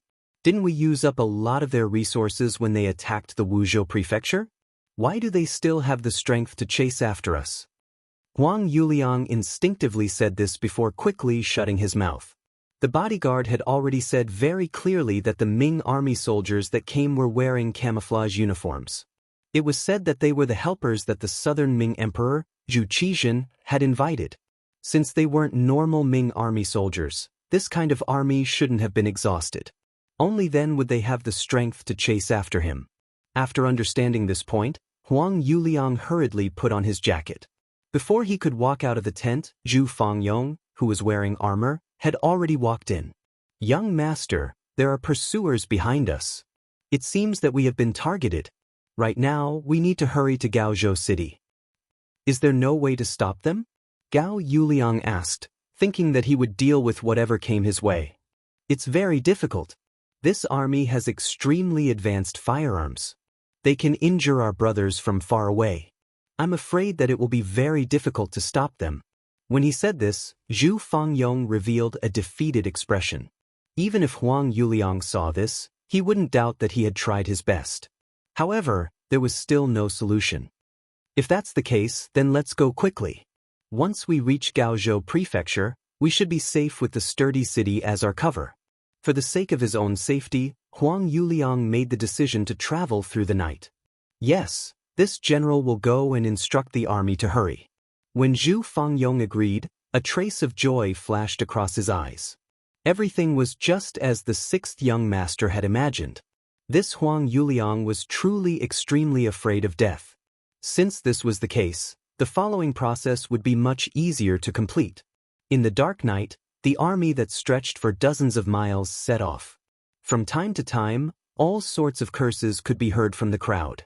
It could be seen that both the bandits and the commoners were somewhat resistant to traveling in the middle of the night. Gaozhou City. When the sun rose, the commotion in the camp was basically over. After a night of torment, the Huang bandits were also tired. In addition, they could clearly see the surroundings after the sun rose.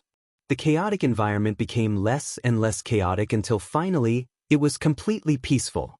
After everything calmed down, Heavenly King Ru Honghai was escorted out of the camp by Wu Sheng and Lung Feng. When they saw that their general was captured and they were completely surrounded, the Huang bandits had no choice but to surrender. The captives threw down their weapons and walked out of the camp in batches. Wu Sheng's face was filled with joy. In just this battle alone, they had captured about 15,000 Huang bandits. Most of the people here were strong and healthy. One could imagine how many things they could do when they reached Ryukyu Island. However, just as a smile appeared on his face, a soldier came to report that the Shaozhou General Yu Guang, who had disappeared for a while, had returned. He was currently waiting at the government office. Oh, the speed of picking peaches is quite fast. Fine, since they want it, I'll give it to them. However, if they want to take these benefits from me, Wu Sheng, then they won't be able to do so. Let's see what kind of price they can pay. There was a glimmer of light in Wu Sheng's eyes. He had expected that the Southern Ming army would appear early in the morning. Even if the other party did not appear, according to the 6th Young Master's plan, Gaozhou Prefecture would have to be handed over. However, taking the initiative to hand it over was one matter. If the other party wanted to take it back, it was another matter. If Wu Sheng didn't use this opportunity to slaughter his opponent, how could he have the ability to be the commander of the main force? In front of Gaozhou City's government office, Wu Sheng brought a group of Leng Feng and saw Yu Guang in armor. Yu Guang was originally riding on a tall horse, but the moment he saw Wu Sheng appear, he consciously jumped off the horse and greeted him with a smile. Commander Wu, it's been hard on you. Both sides had worked together before. They had forced Sun Jianglong, one of the 4 heavenly kings, into the sea near Gaozhou City and Laizhou City. They could be considered old acquaintances. However, this time, Yu Guang was here to snatch the credit. His expression was naturally a bit unnatural. Oh, isn't this General Yu Guang? A while ago, I couldn't find you and thought that you had sacrificed your life for the country. Because of this, I felt really bad for a while. Now that I see that you're fine, I'm very happy. After these words were spoken, Yu Guang's face alternated between red and white. Last time, when Ru Honghai brought his army to Gaozhou City, Wu Sheng directly said that he was no match for him and led his army to leave. Yu Guang didn't listen and defended the city for a day. In the end, because he didn't have enough troops, he escaped from Gaozhou City. It was after that there was a gap between the two of them. Now that Wu Sheng said this to him, he was just venting his anger. Yu Guang, who knew that he was in the wrong, didn't listen to Wu Sheng when they defended the city last time. Now that he wanted to take advantage of the situation, his expression was naturally very unnatural. However, when he thought about how he could take the credit for taking down Gaozhou City, it would greatly make up for the crime of losing Gaozhou City last time. He had no choice but to bite the bullet and say, Yu Guang will remember Commander Wu's concern for me. This time, I still have to thank you for helping Nanming take down Gaozhou City. Oh, this isn't a big deal. If you're willing, I can give you the credit for taking down Gaozhou City and even capturing Ru Honghai alive. However, General, you should also know that many of our brothers have died in this battle. The compensation for their families cannot be neglected. Wu Sheng said in an overbearing manner. When he heard that Wu Sheng was willing to give him all the credit, Yu Guang had long become excited. Good. How about we go into the government office to talk? Good, General, you please. Commander Wu, please.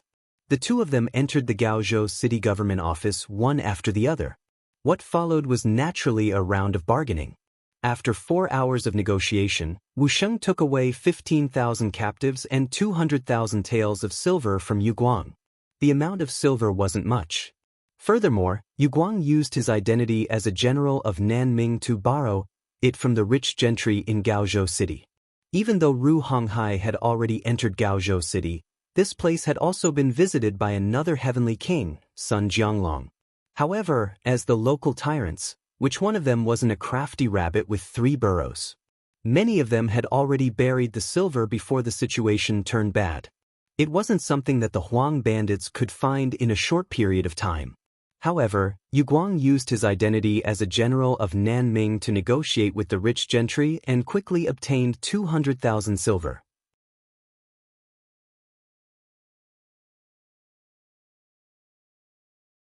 Chapter 398. Wu Sheng left after getting the person and the money. At this moment he still had more important things to do. This was also the most important and final part of the plan. It was very crucial. If not for this, how could a mere 200,000 taels of silver be enough to send him off? Gaozhou City had already changed hands. Huang Yuliang was completely unaware of this matter. It was only when the sky turned dark on the second day that the scouts at the front reported back that Heavenly King Ru Honghai had been captured by the Southern Ming Empire's army. After running for an entire day and night, whether it was the generals, soldiers, or commoners, they were all extremely tired. According to Huang Yuliang's thoughts, he had to get a good night's sleep no matter what. However, when this news came, he completely panicked. He, who had no way out, suddenly lost all hope. At this time, Zhu Fangyong also came in front of Huang Yuliang. "Young master, this matter is sudden, but we still have a way out." "What other way is there?" Hearing that there was still a way, Huang Yuliang, who had lost all hope for the future, regained a trace of vitality. "Young master, Gaozhou City has been occupied, but we still have Laizhou City. If not, we can still take a ship to the sea. Right now, the most important thing is to immediately arrange for people to scout the way. Also, arrange for people to buy ships with gold and silver. As long as we are on the sea, the Southern Ming army will not be able to do anything to us." Zhu Fangyong said. "That's right. As long as we are on the sea, the Southern Ming army will not be able to do anything to us." "Good, let's do that." Huang Yuliang had completely lost his ability to judge. He really did whatever Zhu Fangyong told him to do. He immediately ordered people to take a lot of gold and silver and prepare to transport it out. Then, he arranged for 2,000 trusted soldiers to scout the way to Laizhou City and the sea. These 2,000 people were extremely trusted by Huang Yuliang. Most of them had followed his father, Huang Shaoyang, into the army and were the most trustworthy existences. Even when he was in trouble, he didn't send these people out. But now, in order to find a suitable escape route, he finally sent these people out. Following the departure of these 2,000 soldiers, the only ones that Huang Yuliang could truly trust or be willing to risk their lives for him were the dozens of bodyguards around him. Because of the sudden incident, the original plan of having a good night's rest was disrupted. The army had no choice but to continue on their journey. For a moment, the curses in the army grew even louder, but this was no longer a problem that Huang Yuliang was concerned about. 30 li behind the Huang bandit army, the cold vanguard army had already stopped.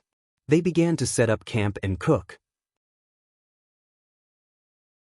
With the speed of the Lung Feng soldiers, it was not difficult for them to catch up with the Huang bandits. However, it would be extremely difficult for him to obtain nearly 100,000 gold coins. In order to drive them into the pocket, Yang Chendong did not ask the warriors to travel through the night. Instead, he followed them at a leisurely pace. When it was time to eat, one would eat. When it was time to sleep, one would naturally need to sleep. Not only that, in the military camp, other than the necessary troops who were responsible for keeping watch at night, the other soldiers also had a party after dinner. Third Madame Shui and Miss Su Munair also offered up songs and dances. It was truly a joyous scene. In the process of chasing an opponent, it was probably rare to see an army like Yang Chendong who could be at a leisurely pace and even have a party in the military camp. From this, it could be seen that the result of this battle had probably been predicted by the youngest loyal and daring general of the Ming dynasty. Furthermore, everything was developing smoothly according to his plan. It was late at night. The soldiers who were having a party had all returned to their tents to rest. However, some of the tents were still lit. For example, in the tent that Su Munair was in, the lights were not extinguished. Not only that, but the master and servant were sitting there and chatting without any signs of sleepiness. "Miss, this imperial envoy is truly carefree. This is war, yet he is not in a hurry to travel. He even has this party that he speaks of. What is he thinking?" Servant Xiao Yun thought about how during the party, Yang Chendong was beside the bonfire and dancing with the soldiers under him. She felt that it was unbelievable. In her impression, all of the important officials were dignified and serious. They had a straight face every day as if they had the words, "Do not get close to strangers," written all over their faces. How could there be anyone like Yang Chendong, who would be so close to normal soldiers. However, thinking about it from another perspective, this imperial envoy was truly too young. It was not strange for him to have such actions. However, when she thought about how this kind of person was the target of the master and servant, someone they had to kill, she couldn't help but feel a wave of self-blame and depression in her heart. In the end, Xiao Yun was still young. Although she knew what her mission was, she was still young and could easily be influenced and changed by the surrounding environment. In the beginning, she had heard that this imperial envoy was very lustful and would not shrink from any crime. Originally, there was no burden in killing this kind of person. Not to mention, once the goal was achieved, the young miss would be freed. With all these benefits, Xiao Yun agreed without much thought. However, after these days of contact, she realized that the truth was different from what she had heard. Let's just say that Yang Chendong was lustful. It had been nearly 2 months since the young miss had taken the initiative to send herself to his door, but Yang Chendong had not done anything frivolous. He even turned a blind eye to it. This was completely different from the lustful person that was said to be. Not to mention a lustful person. With Su Maner's beauty, even an ordinary man would not be able to remain indifferent. This could be seen from the cold eyes that looked at the young miss. However, Yang Chendong was able to control himself. Not only did he never show anything, but he also had very little contact. On the contrary, he took great care of them in their daily lives. In the past 2 months, Xiao Yun had come into contact with many new things, such as toothpaste, toothbrush, soap, perfume, mirror, and all kinds of beautiful clothes. Yang Chendong had sent many people to deliver these things, but he did not show himself. Xiao Yun couldn't understand all of this. She couldn't understand. In fact, not only the maid, Xiao Yun, but even the master, Su Maner, could not figure it out.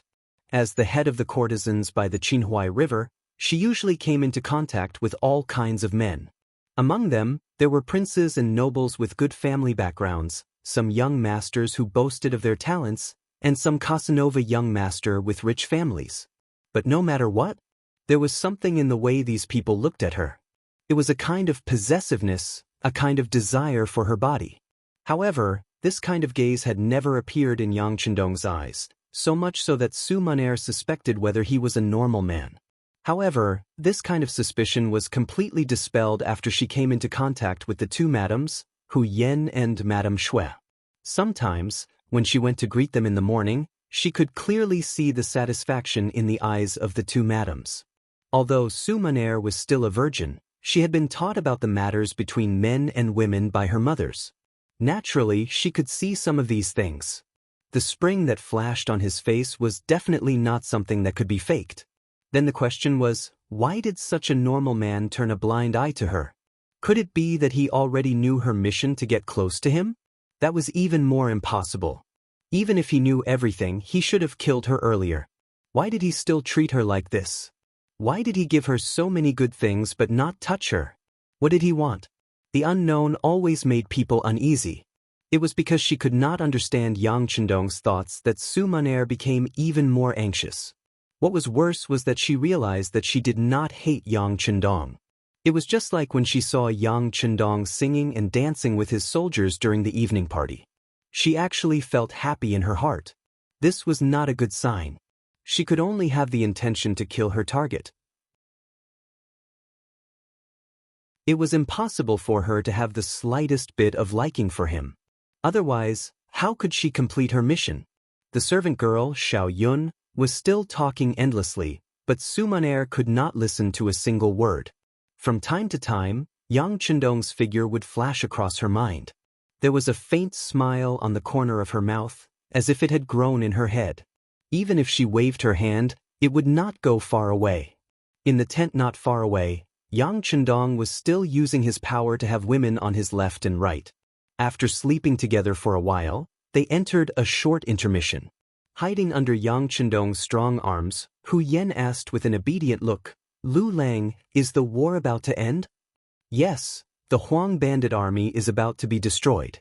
The war in Guangdong is about to end." Yang Chendong nodded and admitted. However, he only said that the war in Guangdong was about to end. He did not say that the war was about to end. This originally expressed his attitude. As Hu Yen had other thoughts, she did not think too deeply about it. Naturally, she did not understand the deeper meaning in his words. When she heard Yang Chendong say that it was really about to end, she raised her head slightly. Lu Lang, what do you plan to do about Miss Su's matter? She has been following us for more than a month without knowing why. What are you thinking? Yen, what do you want me to think? When Yang Chendong heard Hu Yen talk about Su Maner, he could not help but become interested and asked. I don't know. Hu Yen shook her head. She also did not know what kind of mentality she was in now. As a woman, she did not wish to share the man she liked with other women. However, Yang Chendong was so young and so capable. It was not an exaggeration to say that he was in a high position and had great power. Such a person was destined not to belong to any woman. Even ordinary people who had some ability would marry a few concubines, let alone people like Yang Chendong.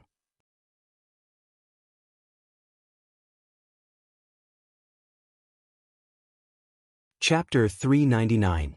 In Hu Yan's eyes, Lu Lang would marry a lot of concubines in the future.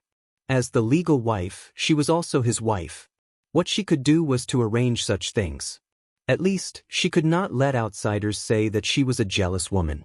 This was also one of the responsibilities of a legal wife. It was because of this that she asked about Su Maner.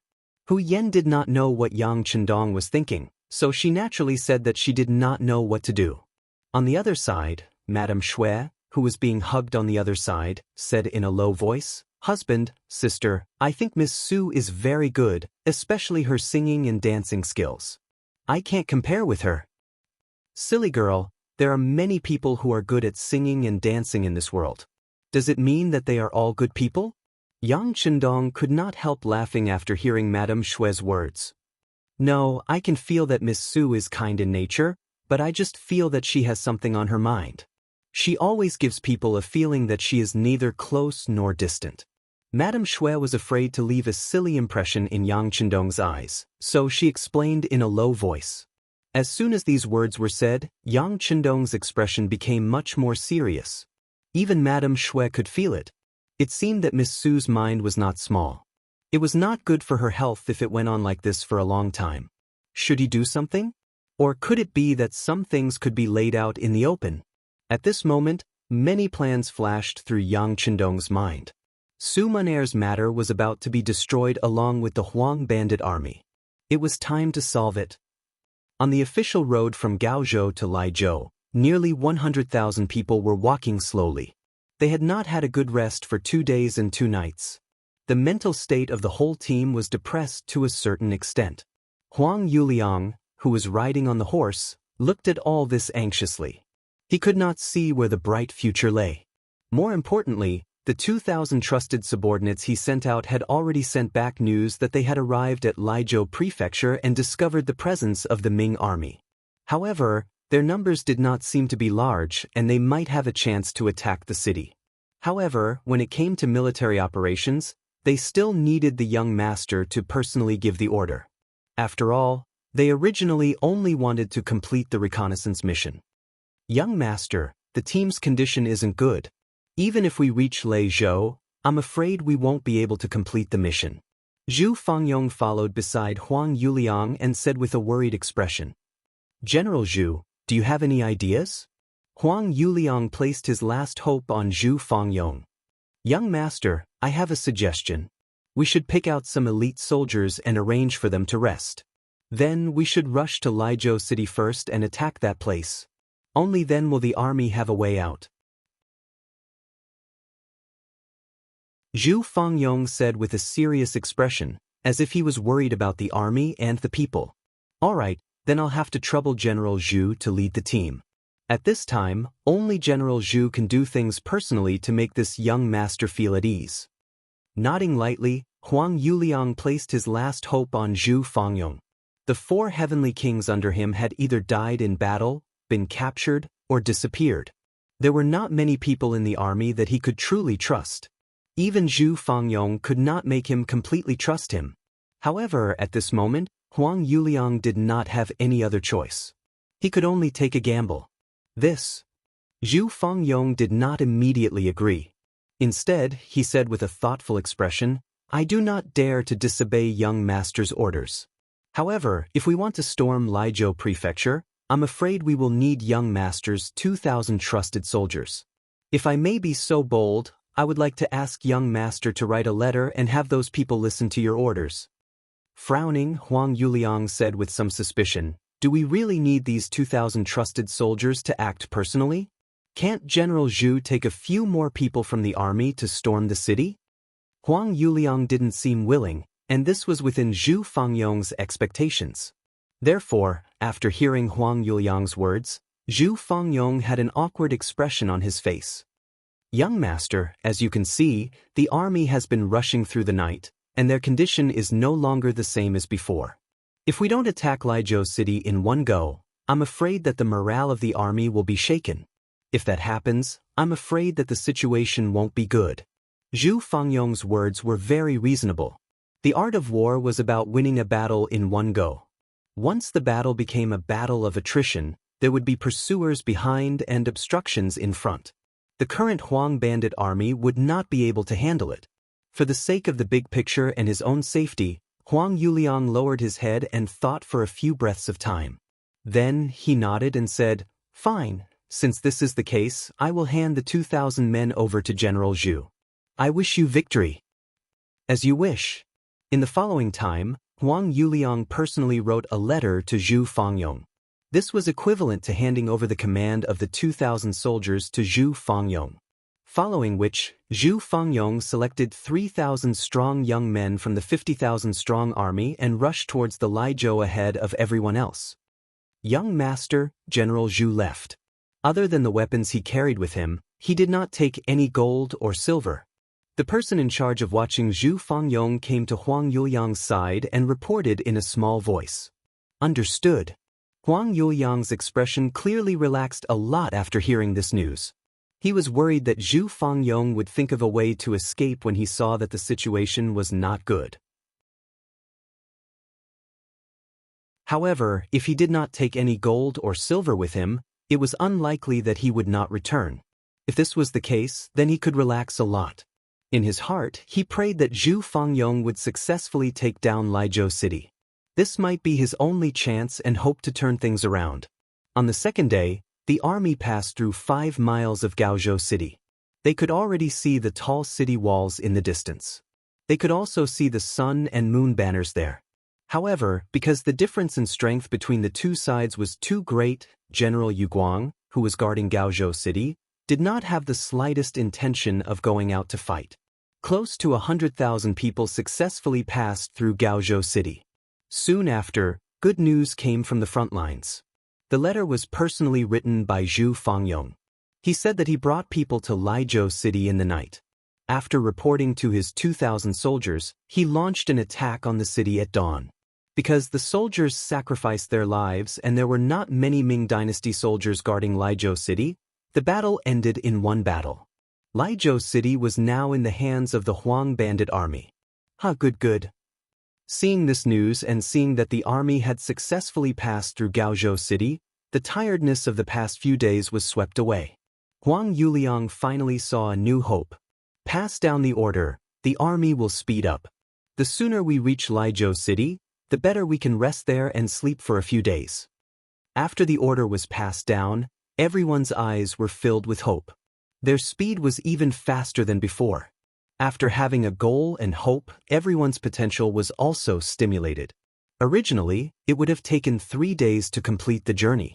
However, on the second night, the army arrived at the Laizhou Prefecture city. Looking from afar, the city gates were wide open.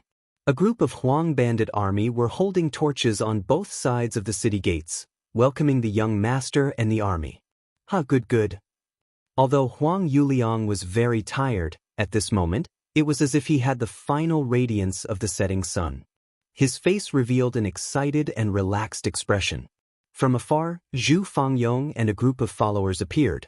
When they were 3 steps away from Huang Yuliang, they half knelt on the ground. Then, they raised their head and said, "Young master, I did not disappoint you and took down Laizhou City. Right now, the city has already prepared hot food and water. We are just waiting for the army to settle in and rest. Good. General Zhu, you have worked hard. Huang Yuliang said a few more times. Then, his gaze seemed to casually fall on the welcoming army. He frowned slightly. He did not see the presence of his 2,000 soldiers. Huang Yuliang's suspicious gaze fell on Zhu Fangyong's eyes, and he also felt that something was amiss. However, before he could speak, the army behind suddenly became chaotic. Then, a scout on a fast horse rushed over. Young master, something bad has happened. The Ming army behind us has suddenly increased their speed. They are now less than 10 li away from us. So fast? We need to enter the city quickly. Men, protect young master as he enters the city. Zhu Fangyong's reaction was extremely fast. He knew that the 6th young master had rushed over with his army. It was time to reel in the net. Without any explanation, he waved his arm. Behind him, people rushed past him and rushed in front of Huang Yuliang. Wait. Huang Yuliang already felt that something was wrong. However, he could not pinpoint what was wrong. Instinctively, he wanted to resist. However, he did not expect that the people who ran to his side only needed to touch his body to make him feel numb. Then he felt dizzy and fell to the ground. Fortunately, he was discovered and Zhu Fangyong's subordinates caught him in time. Using this opportunity, he shouted, "The young master has fainted from exhaustion. Everyone listen to my orders. Enter the city quickly." There were pursuers behind them. Entering the city was the safest way. There was no need for Zhu Fangyong to say anything. Everyone was already scrambling to rush into the city. At this moment, these people walked as if they were flying. How could they be tired at all? With everyone's concerted efforts, they finally entered the city when the Ming army was 2 li away from the city. The moment the heavy city gates closed, everyone heaved a sigh of relief. Immediately, many people fell to the ground and slept because they were too tired and relaxed. Some of the people who were barely holding on also entered the houses allocated to them by the city and fell asleep on their beds. A total of 50,000 Huang bandits and 40,000 commoners fell asleep in the Laizhou prefecture. Just as they fell asleep outside the city, Yang Chendong led 5,000 people into the city. At the same time, the bandit leader Huang Yuliang was led to a large courtyard in the Laizhou prefecture.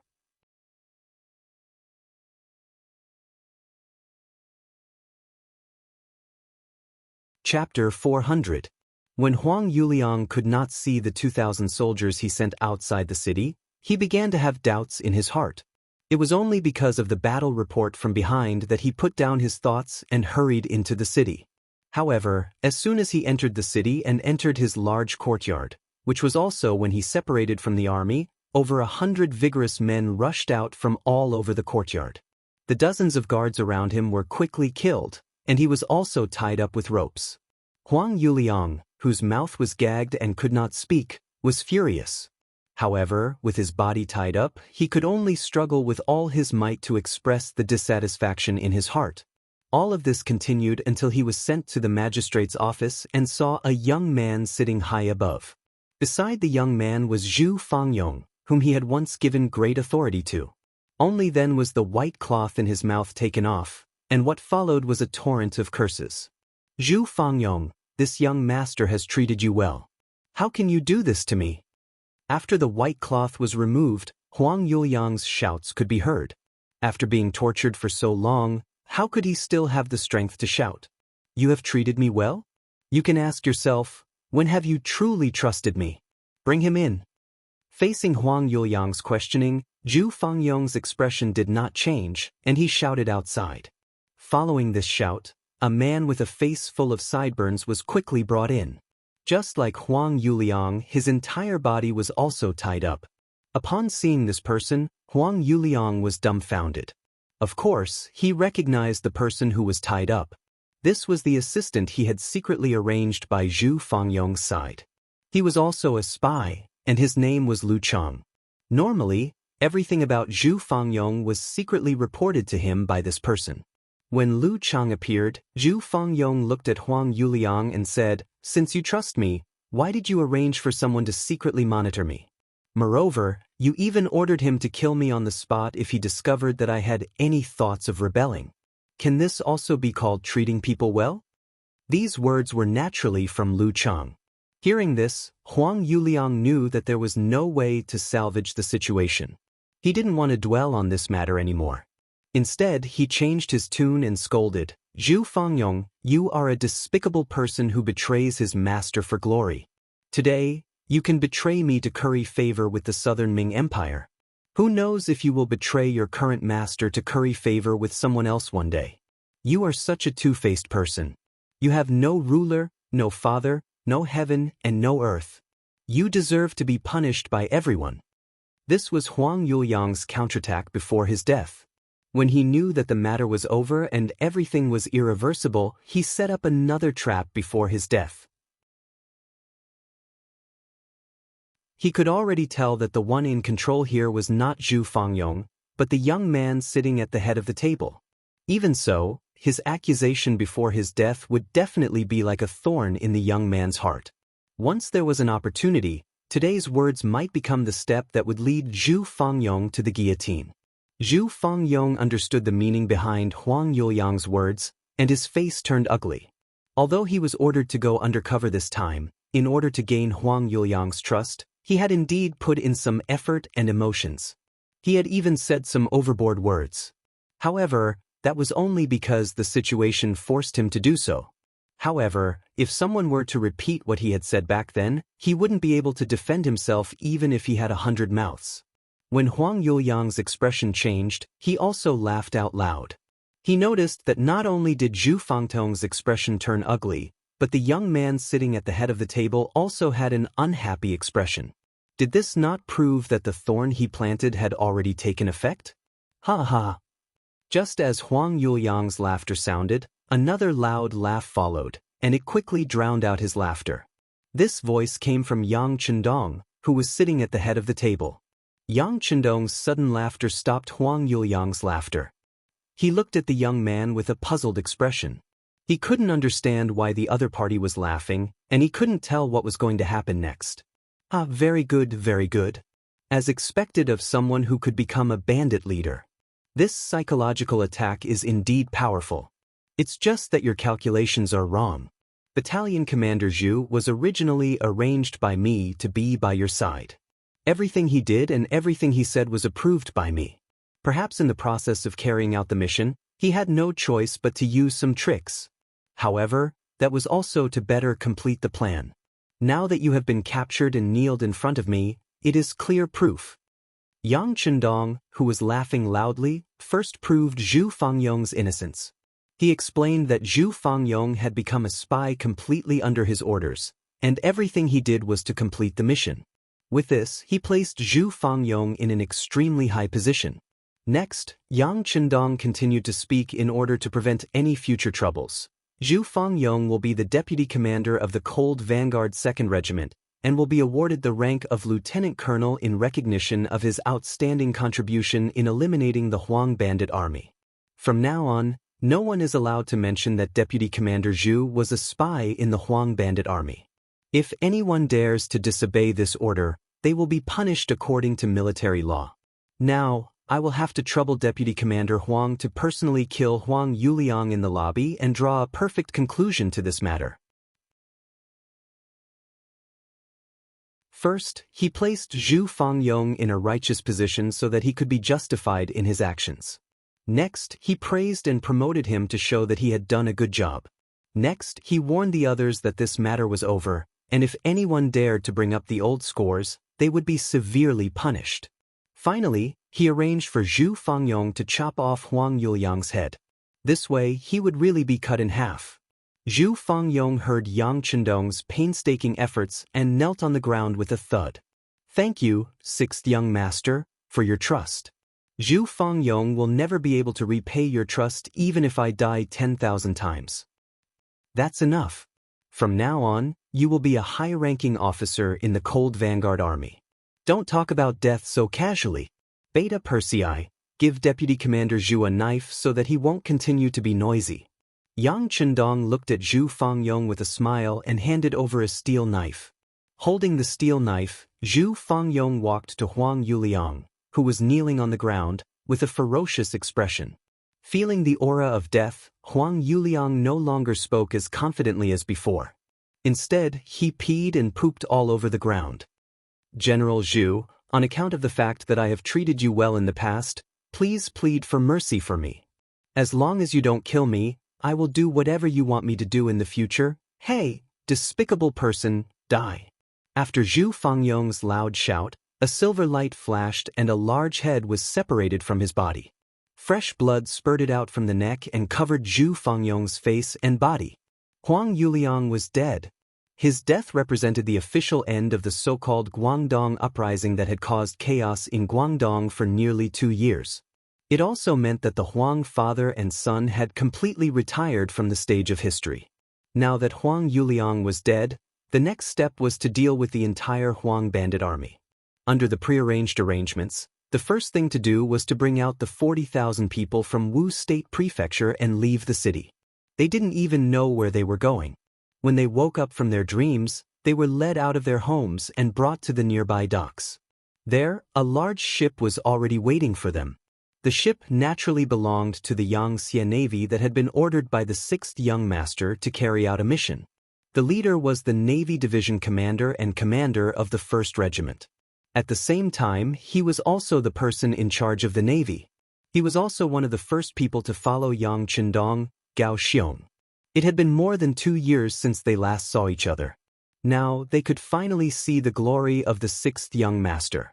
Gao Xiong stood his ground and used his authority to take the initiative to come to Laizhou Prefecture to pick up people. Laizhou Prefecture Yamen. When Gao Xiong appeared in front of Yang Qindong, he first gave a standard military salute. Then his knees went soft and he knelt on the ground. Gao Xiong wants to meet the young master. Greetings, young master. Ha, you're already a division commander and in charge of the entire navy. I heard that in this part of the sea, your name Gao Xiong is known by everyone. Even mentioning your name can stop a 3-year-old child from crying. Why are you crying now? The moment he saw Gao Xiong, Yang Qindong's heart was filled with excitement. This little pirate who wanted to find trouble with him but was subdued by him had finally become a general. It really made people sigh and feel gratified. Listening to Yang Qindong talk about his glorious deeds, Gao Xiong couldn't help but cry and smile. He said embarrassedly, "Young master, what I heard were rumors. I don't have that kind of ability. All of this was given to me by the young master. I was just following the orders of the young master." Don't be arrogant. That's good. Come, get up. Tell me about the situation on Ryukyu Island and what Reiken City is like. Yang Qindong nodded with praise. Gao Xiong was originally a pirate, so he was very familiar with the sea. He was also proficient in naval warfare. He was indeed a talent. However, as the Yangtze Navy continued to expand, there were many people who came to join him every day. Although there weren't many people like him, if he wanted to find them, he could always find some. But no matter how powerful those people were, it was difficult for them to be as loyal as Gao Xiong. It was this kind of loyalty that was hard to come by. The feeling of being supported and raised from a young age was not something that others could compare with. Gao Xiong, who was personally helped up by Yang Qindong, was very excited. Young master, speaking of Little Ryukyu Island, the changes are not small. The fertile land has been mined, and factories have been built in the areas that can't be farmed. The city on the island has been reinforced with cement, and it's very different from before. But none of this can compare to the changes in Reiken City. That is a city that was built by the young master himself. Its old appearance has been replaced with a new one. The roads are straight, the streets are clean, and the city looks brand new. By the way, the rubber trees have been put into use. Factory manager Luan has already made the first batch of electric circuits according to your instructions. He has installed them in the Reiken Palace. When night falls, the place will be as bright as day. Every time this happens, the people of Reiken City will kneel on the ground and shout that it is a miracle. The second batch of boats carrying the rubber trees has already set off. According to factory manager Luan, it won't be long before electricity enters the homes of the people. When that time comes, Reiken City will become a city that never sleeps.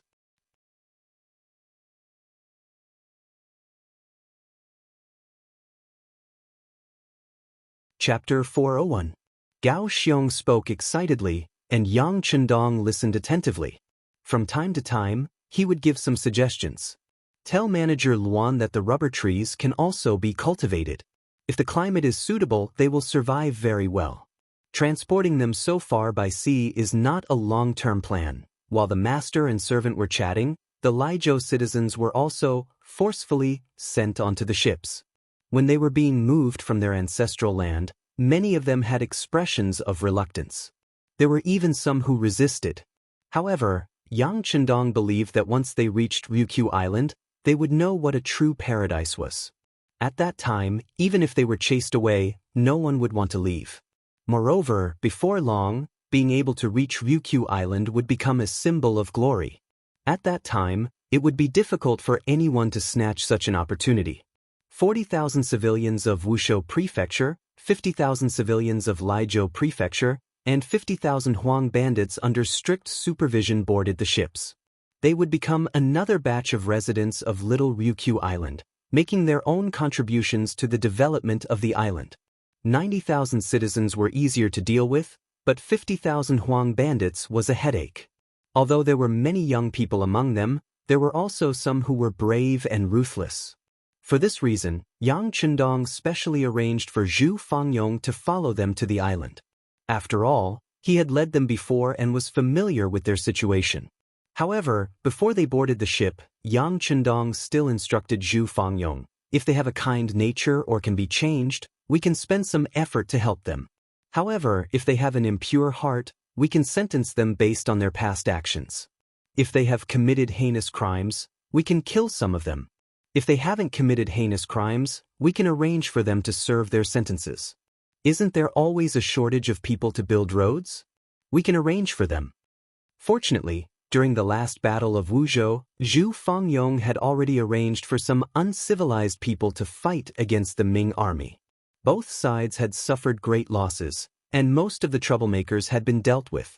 The following work shouldn't be too difficult. Work went on in an orderly manner. In order to complete the mission, Gao Xiong had brought along 2 battalions of the Navy's Cold Front, as well as 3 auxiliary battalions. With them and the fact that most of the people being transported were civilians, there was no need to worry about their safety. It's time to solve her problem. With a sigh, Yang Chendong led Tiger's Mane, Beta Persei, and the others to the backyard of the Laizhou government office. Su Maner had just entered the city with Hu Yen and Madame Shui. She was still settling down and tidying up.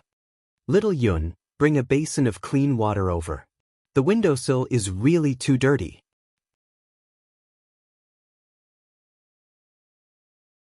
Hearing the sound of footsteps behind her, Su Maner said without turning her head.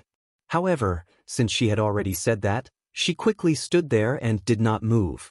After about 2 or 3 breaths of time, she slowly turned around with a nervous expression. You've come. Naturally, the person who came was Yang Chendong. Gao Xiong and the others were about to leave, and it was very likely that they would be busy with the matters in Yunnan. Naturally, it would not be good for Su Maner to stay in the military camp. Besides, he already had a rough idea of the other party's intentions. There were some things that should be resolved, and it would not be good to drag things on. Yang Chendong saw the graceful Su Maner turn her head. She was still as stunning as ever. He couldn't help but take a few more glances and make a soft sound of agreement. Su Maner was naturally not prepared for Yang Chendong's arrival. Previously, she had heard that he had gone to busy himself with military matters. Now, he had suddenly appeared in her boudoir. How could she not be shocked? She was even a bit nervous. Her gaze seemed to involuntarily glance outside. When she saw that it was still afternoon and not dark time for bedtime, she couldn't help but let out a long sigh of relief. She thought to herself, no matter how anxious she is, she can't possibly do anything to me right now. As a gentleman, he had to have his own demeanor. As she had not expected this, Su Maner was first nervous. However, her experience quickly took effect. Her expression started to return to normal. Her hands and feet were also very nimble as she prepared a cup of tea and brought it to Yang Chendong.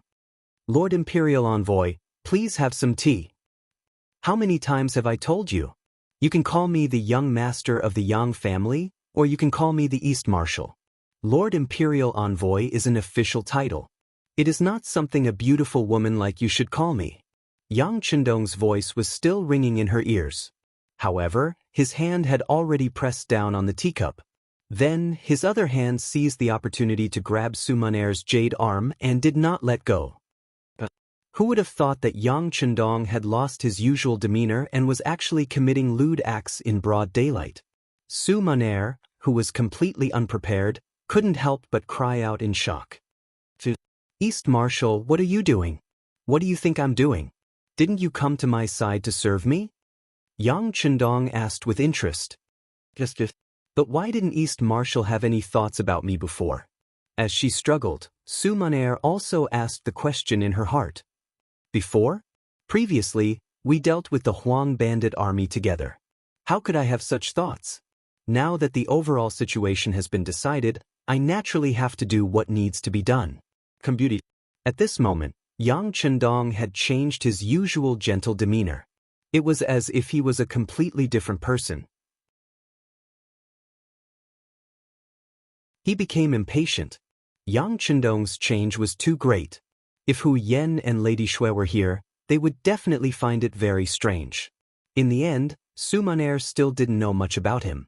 She thought that this was his true appearance and that she had seen through his nature. At the same time, there was a faint excitement in her heart. She had been arranged to be by Yang Chendong's side. Her purpose was to kill Yang Chendong at the last moment. At the same time, she wanted to end the Southern Ming dynasty's future troubles. At the same time, she also wanted to fulfill her wish of repaying the debt of gratitude. With this thought, she had already imagined the scene of her killing Yang Chendong countless times in her mind. She had even imagined what she should do now when the other party was careless. On the surface, Su Maner appeared very nervous. However, she was very excited in her heart. She also changed her usual dignified appearance. First, she revealed a fox-like smile. Then she said, "Dong Shui, don't be anxious. I'm destined to be yours. However, even if it's my first time, I have to leave a good impression. Why don't you give me some time to take a bath?" This was already a form of tacit agreement. If it was any other man who heard these words, they would be overjoyed. Towards such a request, there should be nothing wrong with it. However, in front of Yang Chendong, he didn't act according to common sense. Instead, he shook his head anxiously. "There's no need to take a bath. You already smell very good. I can even smell the scent coming from your body. Why don't we go directly to the bed?" As he spoke, Yang Chendong actually used a little strength and hugged Su Maner by the waist. Then, he laughed loudly and walked towards the wooden bed not far away. "You are really impatient." A hint of anger flashed across Su Maner's eyes. Then she regained her composure. Not only that, she even cooperated and stretched her arm backwards. Then she touched Yang Chendong's waist. She looked as if she was trying to cater to him. "Pooh!" Just as Yang Chendong was laughing loudly and feeling pleased with himself, the sharp hairpin suddenly pierced into his waist. On the hairpin was Su Maner's tightly clenched arm. At this moment, she no longer had the expression of cater to him. Instead, she was glaring angrily. Then, a look of relief appeared on her face. Plop! After being pierced by the hairpin, Yang Chendong seemed to be seriously injured. His hands suddenly became weak. Then, he threw Su Maner from his arms to the ground. Then he took a few steps back. You want to kill me?" With a face full of doubt, Yang Chendong widened his eyes. It was as if he couldn't believe what was happening in front of his eyes. "There's no why. It's just because you have to die." Su Maner, who had climbed up from the ground, gritted her teeth and said. Then she laughed loudly as if she had lost her mind. "I didn't expect that I would really be able to complete this mission." Mission? Who gave you this mission? Could it be Zhu Qizhen from Yingzhong? Yang Chendong asked with a forceful tone. When Yang Chendong asked this question, A look of surprise flashed across Su Maner's eyes. However, when she saw the hairpin in her hand, she couldn't help but shake her head and laugh. Forget it. There's poison on my hairpin. It has already entered your body. There's no saving you. Since you're going to die, why do you still need to ask so clearly? It's precisely because I'm going to die that I want to be an understanding ghost. I don't know if you can fulfill my wish. As Yang Chendong staggered, he kicked over a wooden stool as he retreated. Finally, he steadied himself. Seeing Yang Chendong in such a state, for some reason, a look of pity flashed across Su Maner's eyes. Then, she slowly turned her head away. Her originally beautiful and clear eyes couldn't stop the tears from flowing down. You still can't bear to kill me, right? You must have your reasons, right? Yang Chendong, who had noticed this scene, continued to ask questions. Don't ask any more. You're going to die, and I'm going to die too. Why do you still need to be so clear? What's the point? With tears in her eyes, Su Maner, whose voice was choked with sobs, kept shaking her head. Obviously, this was a scene that she really didn't want to face. Of course there's a point. If you have no choice but to kill me, even if I die here, I can give the order not to let others make things difficult for you. In this way, although I'm going to die, you can live. Yang Hodong's tone was weak, but he still had to get to the bottom of this. Su Maner, who was crying, shook her head. I have to die. From the moment I got close to you, I was already a dead person. Even if you spare me, others won't let me off either. Why? Yang Chendong was close to roaring.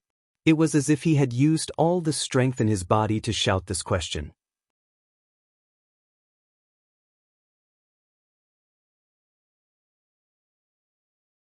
Chapter 402.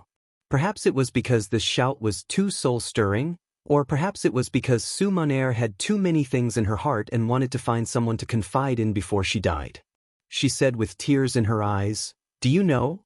Just before today, I thought that I could live for a while longer because it was too difficult to kill you. You weren't like other men who were greedy for my beauty. I couldn't even get close to you, so how could I kill you? So I thought that I could continue living. I even thought that there would be a day when I would have feelings for you and give up the idea of killing you.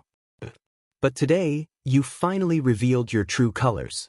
So you must die. So, you don't deserve to know the reason." Towards the end, Su Maner also used a roaring voice to reply. "So, you still have a good impression of me. So, you already have feelings for me, right? Is there any use in saying all this now?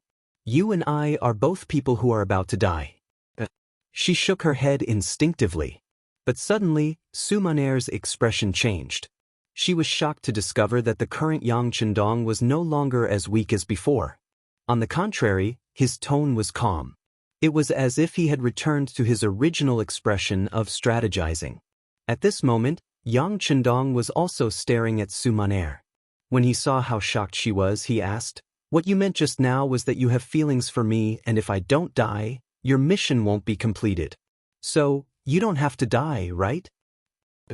Instinctively, Su Maner nodded. "Then, young master won't die.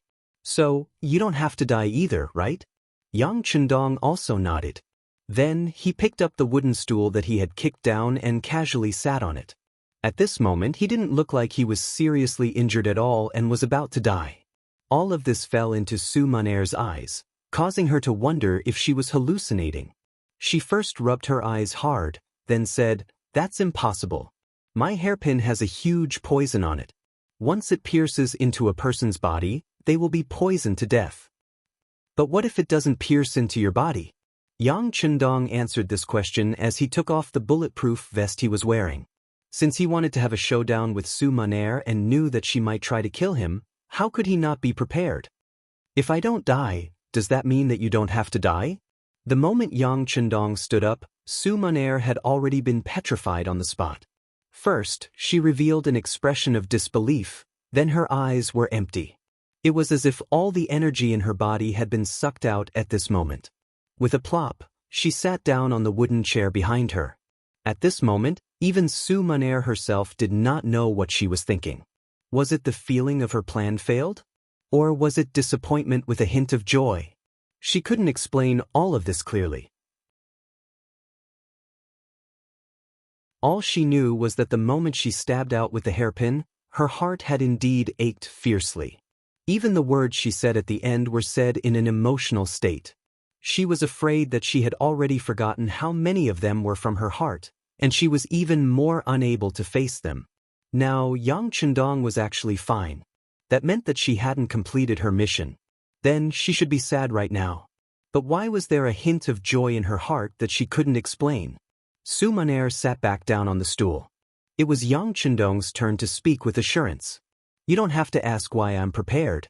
I still have many tricks up my sleeve. Otherwise, I wouldn't have lived until today. I actually know some things about you long ago, so I can understand you. You must have your own difficulties. Now, I'll give you a chance. Tell me everything. No matter what the reason is, I can promise that I won't kill you. Yang Chendong's words rang out in the lady's boudoir, but he didn't get any response from Su Maner. She just sat there in a daze, with a dull look in her eyes. What's wrong? Why aren't you saying anything? Didn't you say that you have a mission? What kind of mission is this? As Yang Chendong spoke, he moved closer to Su Maner. He could feel the struggle in her heart and could also imagine the entanglement in her heart. He was a little worried that she might suddenly commit suicide. He slowly moved closer and was prepared to make a move at any time. Yang Chendong's footsteps got closer and closer. The distance of 5 to 6 steps took him 3 breaths' time. Just as he was about to rush over and grab Su Maner, the lady's sleeves suddenly trembled and a copper hairpin appeared.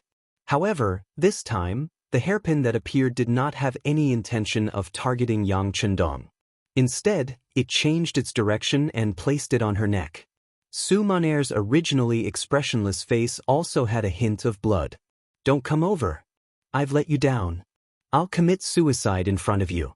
I just hope that you won't make things difficult for my maid, Xiao Yun. Just pretend that I've never appeared here. Wait.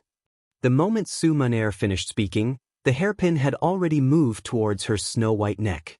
However, at the same time, Yang Chendong's shout rang out. If you don't say anything and just die like this, in order to find out the reason behind this, it's inevitable that I'll do something to your maid. So, you can't die yet? At least, you can't die before you tell me the reason. Yang Chendong's unconventional method of wanting to save Su Maner was a little cold-blooded, but it was still a method. However, in front of Su Maner, who was determined to die, its effect was very limited. Not only did she look as if she did not listen to him, she even said with a sorrowful expression, "Why? Don't I even have the right to choose to die?"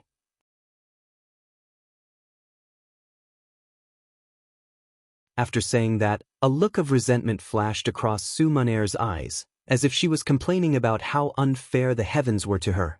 Since they had allowed her to be born, why did they have to torment her like this? The light that flashed across Su Maner's eyes gave Yang Chendong a bad feeling. He could seriously say that this woman really wanted to die. If that was the case, it would be difficult to move her no matter how much he said now. Then what should he do? Just as Su Maner was determined to die and Yang Chendong was at a loss of what to do, the maid, Xiao Yun's shout suddenly came from outside the room. "Miss, are you inside?" Xiao Yun, who had shouted halfway, immediately stopped moving. It was obvious that Tiger's Mane and Beta Persei, who were supposed to be outside, had stopped her. The moment the two of them made a move outside, Yang Chendong, who was inside the room, also moved. With a big stride, he crossed the distance that he would usually need to take 3 steps, and appeared beside Su Maner like a gust of wind. It was Xiao Yun's shout just now that caused Su Maner's face to become slightly absent-minded. This sudden opportunity was seized by Yang Chendong. He flew over and came to Su Maner's side, reaching out his hand to snatch the hairpin. Yang Chendong's speed was already very fast, and he had grasped the opportunity very accurately. However, it was as if there was God's will in the unseen world. Just as he reached out his hand to grab it, Su Maner reacted. Her arm suddenly fell, piercing straight towards her neck. Then, as her arm fell, a large hand pushed up and grabbed the delicate hand that was holding the hairpin. Even so, her movements were still slower by half a beat. The hairpin still left a small scratch on Su Maner's fair and flawless neck.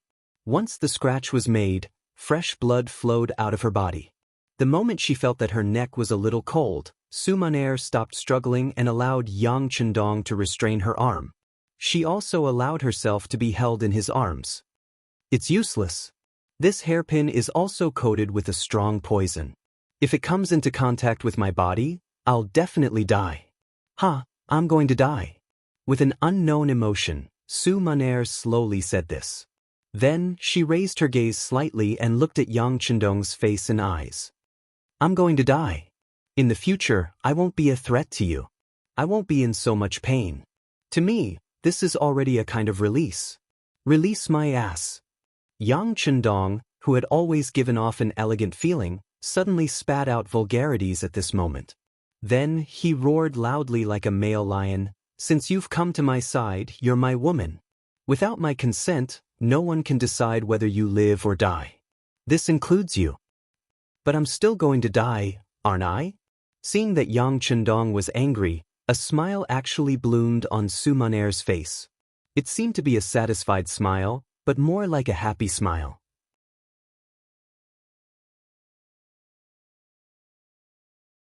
I thought that you didn't care about me at all. I thought that I couldn't enter your eyes.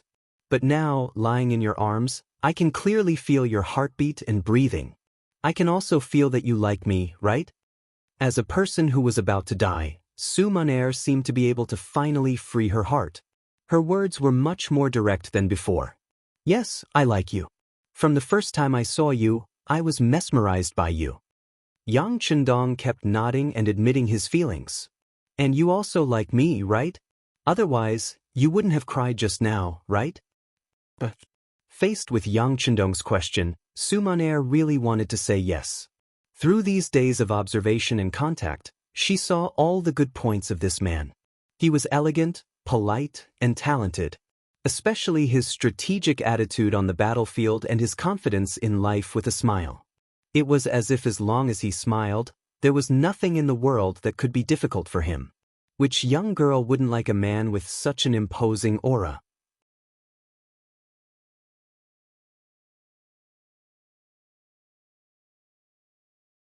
Chapter 403.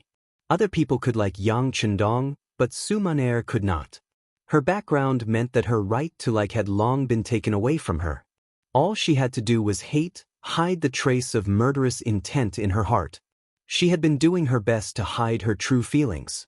Even until her death, Su Maner still did not dare to admit it. Faced with Yang Chendong's question, she could only force a smile. I'm about to die. Is this still important? Your embrace is very comfortable. I want to sleep.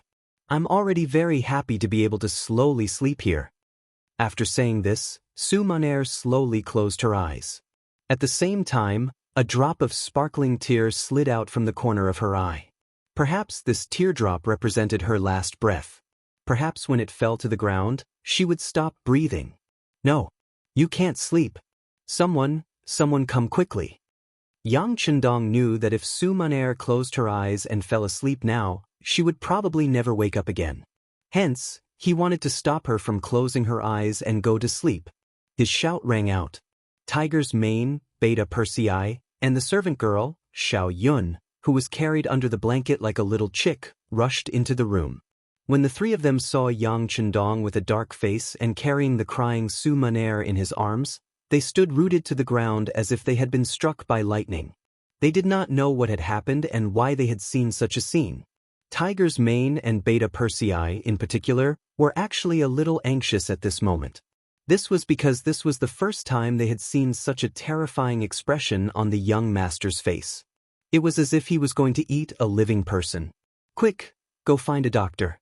Find a doctor who can treat poison. Miss Su is injured. She was hurt by the poisonous hairpin.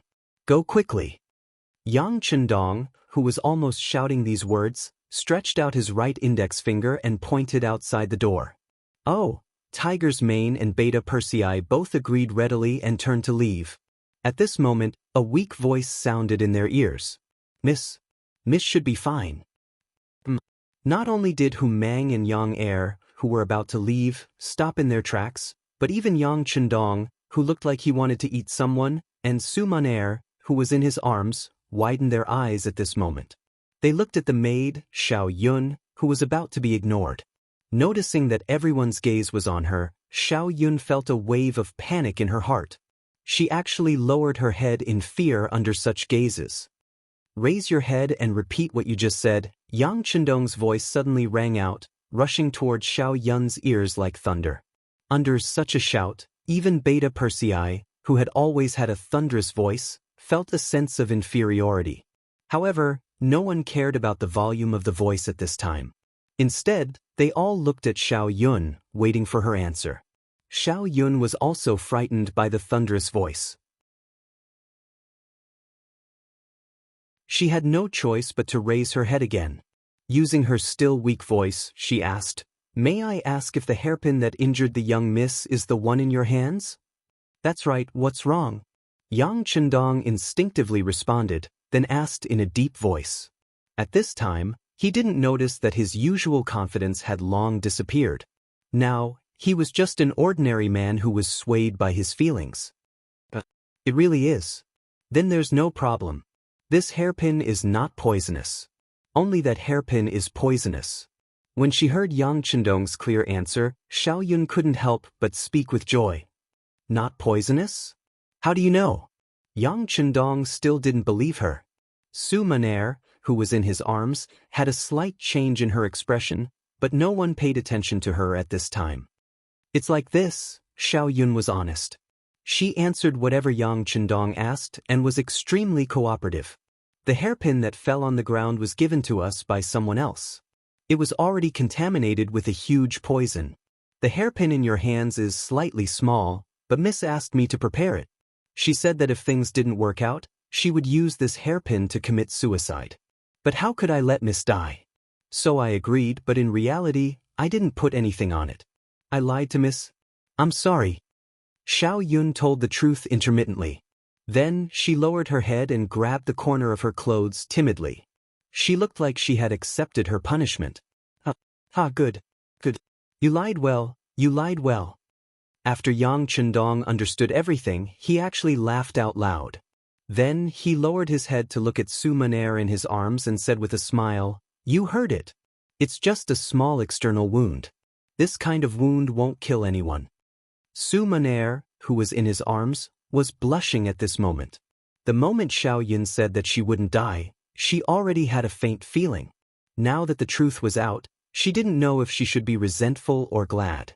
Thinking of how she was still hiding in Yang Chendong's arms, looking so delicate and weak, how could she not be ashamed to see others?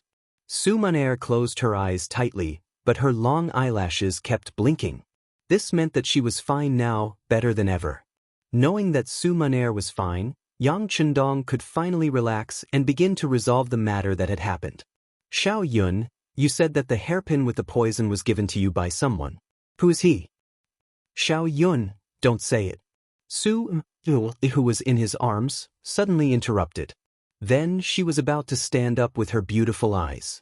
Since she didn't kill Yang Chendong, as long as she took all the blame, it wouldn't have anything to do with anyone else. Su Maner's interruption made Yang Chendong a little angry. After turning his head to glare at her, he saw her stubborn gaze. To be able to become the top courtesan of the Qinhuai River, it wasn't just because of her beautiful appearance. Regardless of whether it was her intelligence or her methods, she was the best of the best. At this moment, even when facing Yang Chendong, she still showed a fearless expression. If one looked carefully, it was as if she was asking for death. Su Maner's fearless expression infuriated Yang Chendong. In a fit of anger, he suddenly bent down and used his mouth to block her lips. The sudden change made Su Maner, who was originally indifferent to life and death, completely petrified at this moment. She had thought of many outcomes. For example, she would be tortured severely, or she would be sugar-coated with sweet words. She had even thought of Yang Chendong throwing her back to intimidate the noble who secretly ordered her. Or she would be imprisoned forever and spend the rest of her life in darkness and so on. However, she had thought of many outcomes and methods, but she had never thought that Yang Chendong would suddenly kiss her. Moreover, it was in front of the maid, Xiao Yun, Tiger's Mane, and Beta Persei. The etiquette in ancient times was very strict. Even young men and women who liked each other had to scrupulously abide by their duties in public. Once an action like holding hands was seen by others, they would be scolded as a disgrace to culture. Not to mention such an intimate action like kissing. If it wasn't for the fact that she could clearly feel the peculiar feeling, warmth, and even a hint of sweetness from Yang Chendong's lips, Su Maner wouldn't have dared to let such a thing happen before her eyes even if she was beaten to death. Su Maner completely lost her composure from this kiss.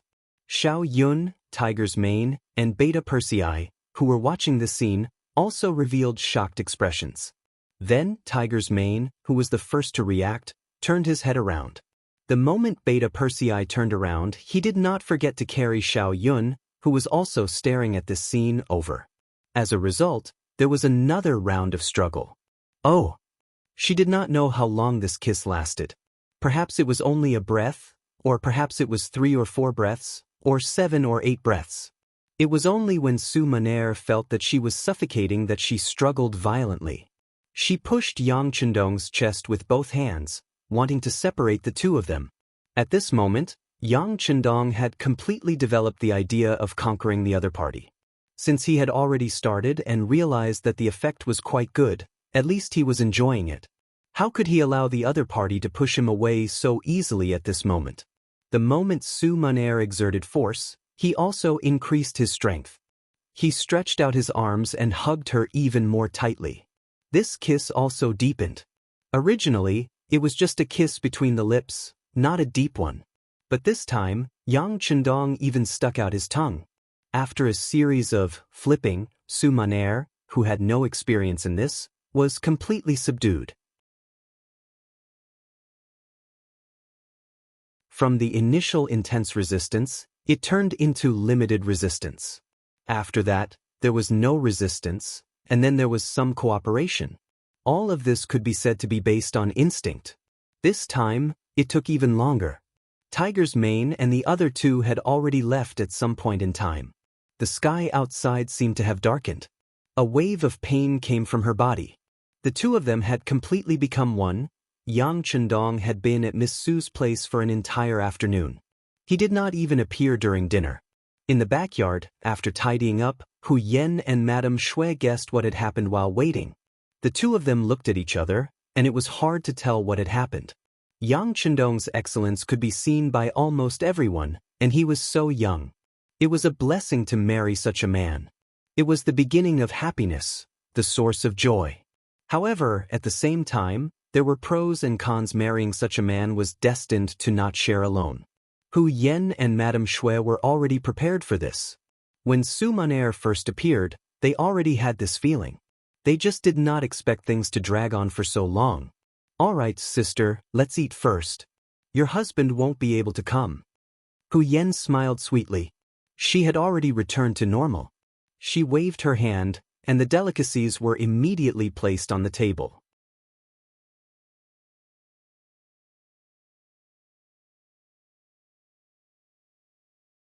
Chapter 404. In Su Maner's boudoir, the food was also served. The only difference was that the woman in the room no longer had the strength to eat. At this moment, she was lying in Yang Chendong's arms and being fed mouthful by mouthful. Under Yang Chendong's countless corrections and even punishments, Su Maner finally changed her way of addressing him as husband. At this moment, she was using the new way of addressing him. Husband, I still have some strength. Don't I need you to feed me? You still have strength? All right then, let's eat in a while and then go through the actions just now. Yang Chendong nodded as if he was serious and put down the bowl and chopsticks in his hands. I don't have any strength left. Su Maner naturally knew what Yang Chendong was preparing to do. She was really frightened and kept shaking her head. From the afternoon until now, more than 6 hours had passed. This man was like an ox that did not know fatigue. He did not allow her to rest for even a moment. She finally understood why Sister Hu Yen and Sister Xuan Yangzi usually served him together. This man really seemed to have endless strength and energy. No one would ever know what his background was. Seeing that Su Maner was begging for mercy, Yang Chendong then said with an uncomplaining expression, "Since you don't have any strength, then let your husband feed you." But you will spoil Maner like this," Su Maner said shyly, but her face was brimming with a happy smile. "I want to spoil you. You have indeed suffered too much in the years that I didn't know you. From now on, you will live the rest of your life without worrying about food and clothing. The happiness that you didn't have in the past will be given to you in double. You only need to accept it and don't reject it anymore, okay?" Yang Chendong looked into Su Maner's eyes seriously and said affectionately. There were tears in Su Maner's eyes again. She thought about her previous life. When she was young, she took refuge and had no one to rely on. When she grew up, she had to learn some skills in order to survive. In order to do better, she studied day and night. Later on, when she had a certain reputation, she had to deal with all kinds of men. Sometimes, when she met difficult customers, she would be mentally and physically exhausted. Many sleepless nights because of this. She did not even know what her future life would be like. Would she be like the other older sisters and find a rich man to marry? And then be trapped in a courtyard for the rest of his life? At that time, he was like a small boat floating on the sea, not knowing where his next destination was. Where is the hope of life? What would happen in the future? However, things were different now. She had a husband who loved her dearly. Most importantly, this man was very outstanding. He seemed to be more outstanding than all the men she had met before. Now that he was treating her so well, she really felt like she couldn't find her bearings. "Husband, can you really always treat me well like this?" Su Maner couldn't believe everything in front of her eyes. She was a little worried about her gains and losses. "Of course, I will always treat Maner well. You can rest assured." Yang Chendong chuckled. At this moment, in his eyes, the Su Maner who was bold, wise, and even tolerant had long disappeared. Instead, it was replaced by a petite and lovable woman. But no matter which one it was, he liked her very much. Under Yang Chendong's service, Su Maner ate some food. When the sky was completely dark, the two of them lay on the bed again. However, this time, the two of them didn't do anything. This was naturally the result of being considerate. Because of this, Su Maner, who felt that Yang Chendong's body had begun to change, said embarrassedly, "Husband, why don't you go look for Sister Hu Yen and Sister Xuanyangzi? Don't let yourself suffer because of me." "How can it be suffering? I'm willing to be with you. Moreover, this is the first night that the two of us have truly spent together. Of course, I have to accompany you." Maner, don't be embarrassed. Why don't we talk?" Yang Chendong hugged Su Maner in his arms and said softly. Su Maner nodded lightly and moved her head closer to Yang Chendong's arms. She twisted her body slightly and felt that she was in a comfortable position. Then she opened her mouth and said, "Husband, you said that you know everything about Maner. Is that true?" "You can say that." Yang Chendong nodded. "I know that you were originally born in a big family. You have a very powerful grandfather called Su Cheng. He was once the left assistant minister of the Ministry of Rights in the capital of Nanjing." After Yang Chendong told her everything that he knew, it was Su Maner's turn to talk. Perhaps she was unable to mention these things to others. Now that she could finally open her heart and continue talking, she might as well tell him everything. In the end, without waiting for Yang Chendong to ask, she told him the reason for staying here and the mission clearly. Su Maner's grandfather was Su Cheng. When Su Cheng was sentenced to death, the Su family became a thing of the past. As the only living bloodline member of the Su family, Su Maner had a wish since she was young, and that was to redress the Su family's reputation.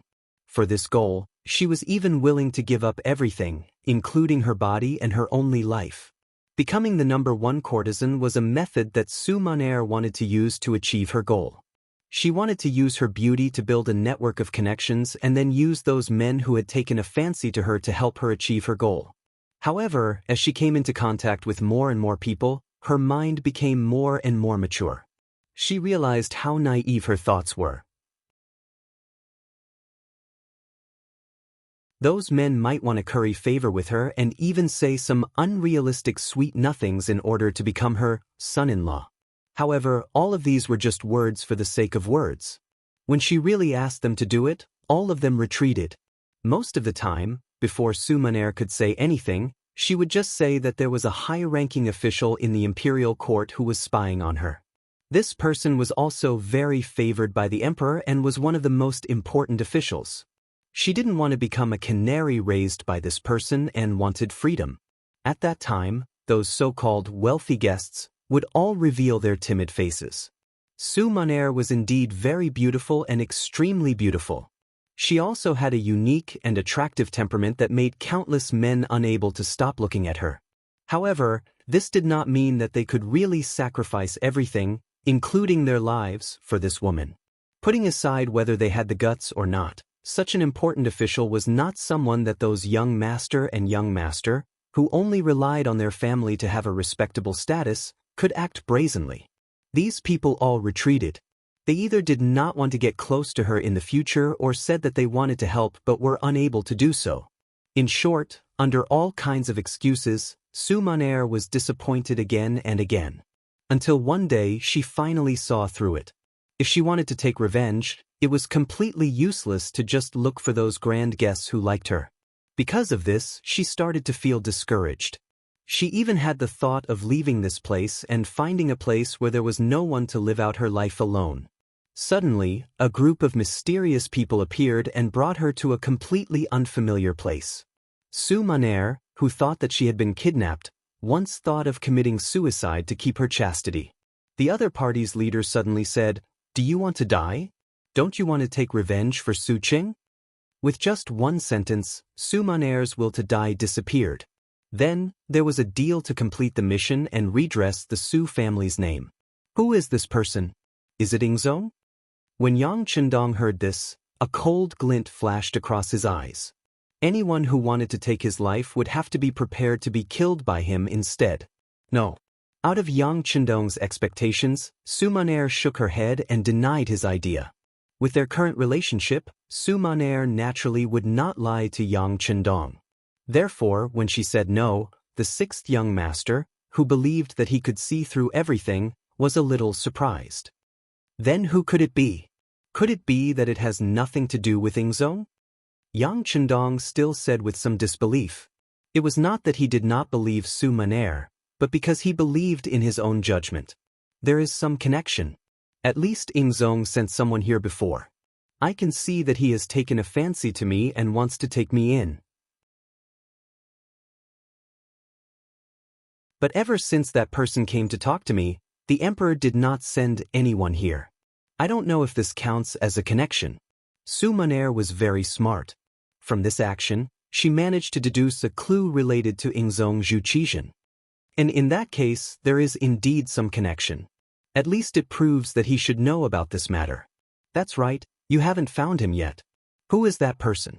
I don't think his position is too low. Otherwise, you wouldn't believe that he can redress your Su family's name. Yang Chendong nodded.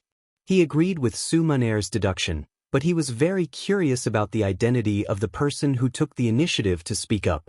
Without making Yang Chendong wait for long, Sumaner opened her cherry lips and said, "He is Menda." Menda?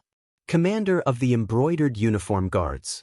After Yang Chendong heard the name, he immediately said this person's official position. That's right. Sumaner was not surprised at all. Yang Chendong could be so highly regarded. If he even knew about Menda, she would feel that it was strange. Menda, commander of the Southern Ming Embroidered Uniform Guards. It was just a third-rank official position.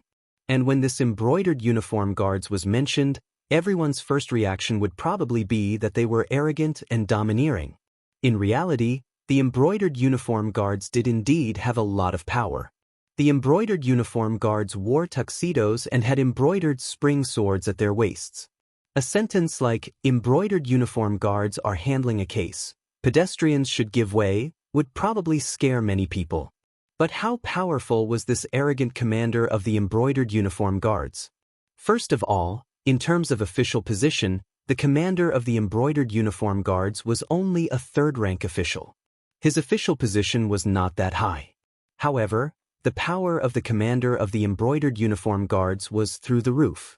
It was said that Zhu Yuanzhang was a pure peasant. Because his background was too lowly, he was always afraid that others would not accept him and want to rebel against him. Hence, he established the embroidered uniform guards. The embroidered uniform guards also became an extremely sharp sword in the hands of the emperor. The embroidered uniform guards directly received orders from the emperor. Other than the emperor, they could disobey anyone else's orders.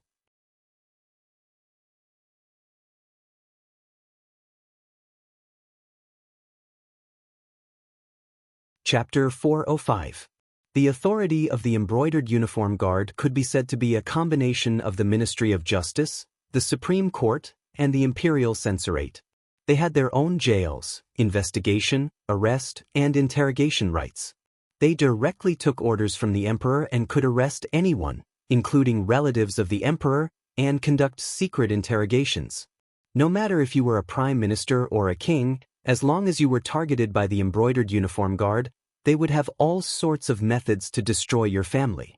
At the start of the Ming dynasty, Zhu Yuanzhang's prime minister, Hu Weiyong, was extremely powerful, which made Zhu Yuanzhang wary of him. And the mission of pulling out this nail fell on the shoulders of the first commander of the embroidered uniform guards, Mao Xiang. Mao Xiang, as the commander of the embroidered uniform guards, was also very iron-blooded. He thoroughly investigated Hu Weiyong's case, which involved tens of thousands of people and had a huge impact. Unfortunately, after Mao Xiang completed Hu Weiyong's case, Zhu Yuanzhang killed him to appease the public.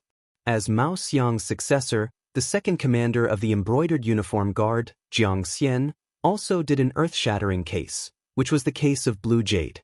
Unfortunately, he followed in the footsteps of his predecessor and was executed by Zhu Yuanzhang after the Blue Jade case. The commander of the embroidered uniform guard had the North and South guards under him. The North and South guards had 5 guards under them, and the commanders were called Qianhu, Baihu, Zongqi, and Xiaoqi. Normal soldiers were called lieutenants and strongmen. The embroidered uniform guard usually had around 1,000 soldiers, and at its peak, there were around 60,000 of them. In the history of the Ming dynasty, the embroidered uniform guard was something that the officials of the imperial court feared. They were afraid that if they said something wrong, they would be locked up in the embroidered uniform guard's jails. The embroidered uniform guard could be said to be the emperor's killing weapon, and the birth of this organization itself was crowned with glory. To a certain extent, they represented the emperor in handling cases, and their power was evident. Furthermore, the embroidered uniform guard had a complete judicial system and intelligence system, and it was simply heaven-defying. It was because the embroidered uniform guard had too much power that it became something that some people feared. Naturally, it also became something that some people wanted. When Wang Zhen was still alive, he had stretched his hand into the embroidered uniform guard and asked them to handle many personal matters for him. Because of this organization became impure. Everyone wanted to arrange people here, and it was far less powerful than it was at the beginning of the Ming dynasty. At the very least, Yang Chendong wasn't afraid of this department. In fact, he had been an official in the Imperial Secret Service before. However, to many officials and commoners, the embroidered uniform guards were still a lofty existence. In their eyes, they were omnipotent. For example, Su Munaer had always thought that the embroidered uniform guards were very powerful. Now, the commander of the brocade guards had found him and said that as long as he killed Yang Chendong at the crucial moment, he would send people to reinvestigate the Su family's case and redress their innocence. She believed him and appeared in Yang Chendong's line of sight. Hey, he's courting death. When he heard the name Menda, Yang Chendong didn't panic at all. He was even afraid. Instead, he was filled with anger and killing intent. Since this person wanted to jump out of the stage, he better not let himself touch him. Otherwise, he would definitely chop off his head and kick it like a ball. Oh right, does Guaning know your mission? He probably doesn't know. I told the public that I came here because I admire my husband's talent and took the initiative to come. He's only temporarily protecting me.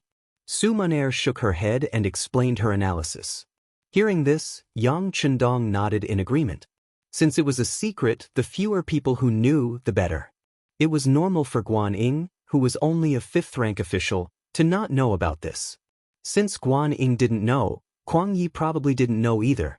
Otherwise, he who knew how powerful he was, wouldn't send his trusted aide to send him up. Wouldn't that be handing over his weakness to others? Only a fool would do such a thing. After knowing that Kuang Yi had nothing to do with this, Yang Chendong felt a little better. If even this person, who had a friendship with his father and was indebted to him for saving his life, still wanted to kill him, then he would really lose confidence in everyone in the southern Ming dynasty. Alright, there was also Yingzong. Obviously, he was a little conflicted about this matter. Perhaps he was also afraid of him, which was why he chose to ignore this matter. It would be best if he killed him, but it didn't matter if he couldn't kill him. That was why he didn't appear. Otherwise, if even the emperor appeared and gave a promise, Su Maner wouldn't have waited until now to take action. She would have taken the initiative to attack long ago. After finally knowing who the mastermind was, Yang Chendong felt much more relaxed. He hugged Su Maner's body tightly. Maner, only Tiger's Mane, Beta Persei and your maid, Xiao Yun, know about what happened today. Just treat everything as a dream. No one will mention what happened today in the future. You can just stay by my side with peace of mind. When the time is right, I will give you a status and marry you. How about that? As for the Su family's injustice, since you are my woman, then I am also the son-in-law of the Su family. Leave this matter to your husband. I will definitely give you a satisfactory explanation. How about that? Husband. Su Maner started crying again. She was still moved to tears. This kind of thinking of her in all aspects melted Su Maner's heart. She didn't know why, but she actually said, "Husband, you're still thinking about it, right? Why don't you let me serve you? You still have the strength." Yang Chendong said in surprise. Not long after, the sound of spring echoed in the boudoir again. Su Maner had become one of the 6th young master's women. This matter had become a secret for the time being. Only the 2 madams, Tiger's Mane, Beta Persei and the first guard team knew about it. The reason why it hadn't been made public was that Yang Chendong wanted to numb his opponents. Yang Xie still needed a large number of people and military strength to continue developing. Before they met the conditions, they couldn't fall out with the Ming dynasty for the time being. Because of this matter, Hu Yen and Lady Xue had both comforted Su Maner. They said that their husbands seemed to be able to go anywhere in the world, but in reality, there were too many restrictions. Even in the southern Ming dynasty's capital, there were still 2 madams. Their husband had to take care of all of this. Su Maner's matter could only be suppressed for now. This was also because Yang Chendong only told Hu Yen and Lady Xue that Su Maner was sent by the southern Ming emperor to spy on him. It was only because of love that she chose to tell him everything. He didn't say anything about Su Maner's actions because he didn't want the madams to have any knot in their hearts. Su Maner's first thought was to redress the Su family's reputation. As for other matters, she didn't care. As long as Yang Chendong treated her well, everything would be fine. Su Maner's matter had been temporarily resolved. If the Su family's matter wanted to be resolved, they needed an opportunity. They couldn't be too hasty. The first thing they had to resolve was the matter in front of them. After Laizhou Prefecture became an empty city, Yang Chendong ordered a large fire to burn down more than half of the place. To the outside world, it was said that it was done by the remnants of the Huang bandit army. This way, many facts could be covered up. For example, the disappearance of a large number of people could be considered an explanation. After the fire in Laizhou, the people who should have left had to leave. On a flat beach near the sea, Yang Chendong personally sent everyone off. Among them were Su Maner and her maid, Xiao Yun. Since the Huang bandit army had been destroyed, logically speaking, Su Maner should have taken action.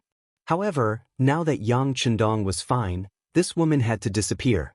At the very least, she had to make sure that Menda couldn't find her. Based on the embroidered uniform guard's way of doing things, it didn't seem safe to leave her anywhere. In the end, they decided to send her to Chichen City. In Yang Chendong's words, it was to let her go there to relax.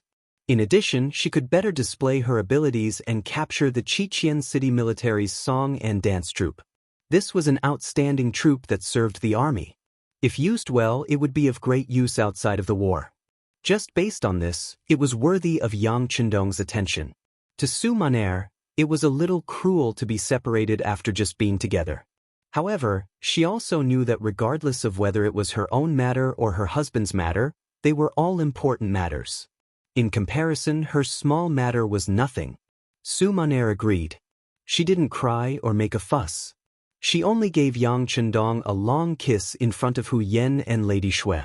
This was also a way to declare her sovereignty, telling them that she had truly become Yang Chendong's woman. Gao Xiong and Zhu Fangyong left by boat. Yang Chendong didn't go with them to Ryukyu Island. Although he had always wanted to see the changes there, he didn't do so in the end. He knew very well that his mission hadn't been completed. Although the Huang bandit army had been eliminated, Yu Yen and Yu Lai were responsible for the Yunnan incident. Because the Great Ming Dynasty was now divided into the Northern Ming Dynasty and the Southern Ming Dynasty, many changes had occurred that were different from history. Yang Chendong wanted to interfere in Yunnan's matter and had to do so. However, there was a big difference between being asked for help and taking the initiative to help. If he was too proactive, it would inevitably make people think that he had other thoughts. This would be extremely disadvantageous for what was to come. What he needed to do now was wait. Wait for Yingzong and the Southern Ming court to be unable to hold on. Naturally, someone would come forward to ask for his help. Right now, he had only sent Huang Yuliang's head to Gaozhou Prefecture. At the same time, he brought more than 8,000 soldiers. After Wu Sheng's Cold Front Battalion and the Auxiliary Battalion were added, the group had once again expanded and appeared here to stay. Yang Chendong brought 7,000 soldiers and stopped outside Gaozhou Prefecture. This made the original Shaozhou General Yu Guang, who was guarding this place, tremble with fear. Logically speaking, the Huang bandit army had already been destroyed. This imperial envoy's mission should have been completed. However, he still brought so many soldiers and swaggered outside the city. What was the meaning of this? What intentions did he have?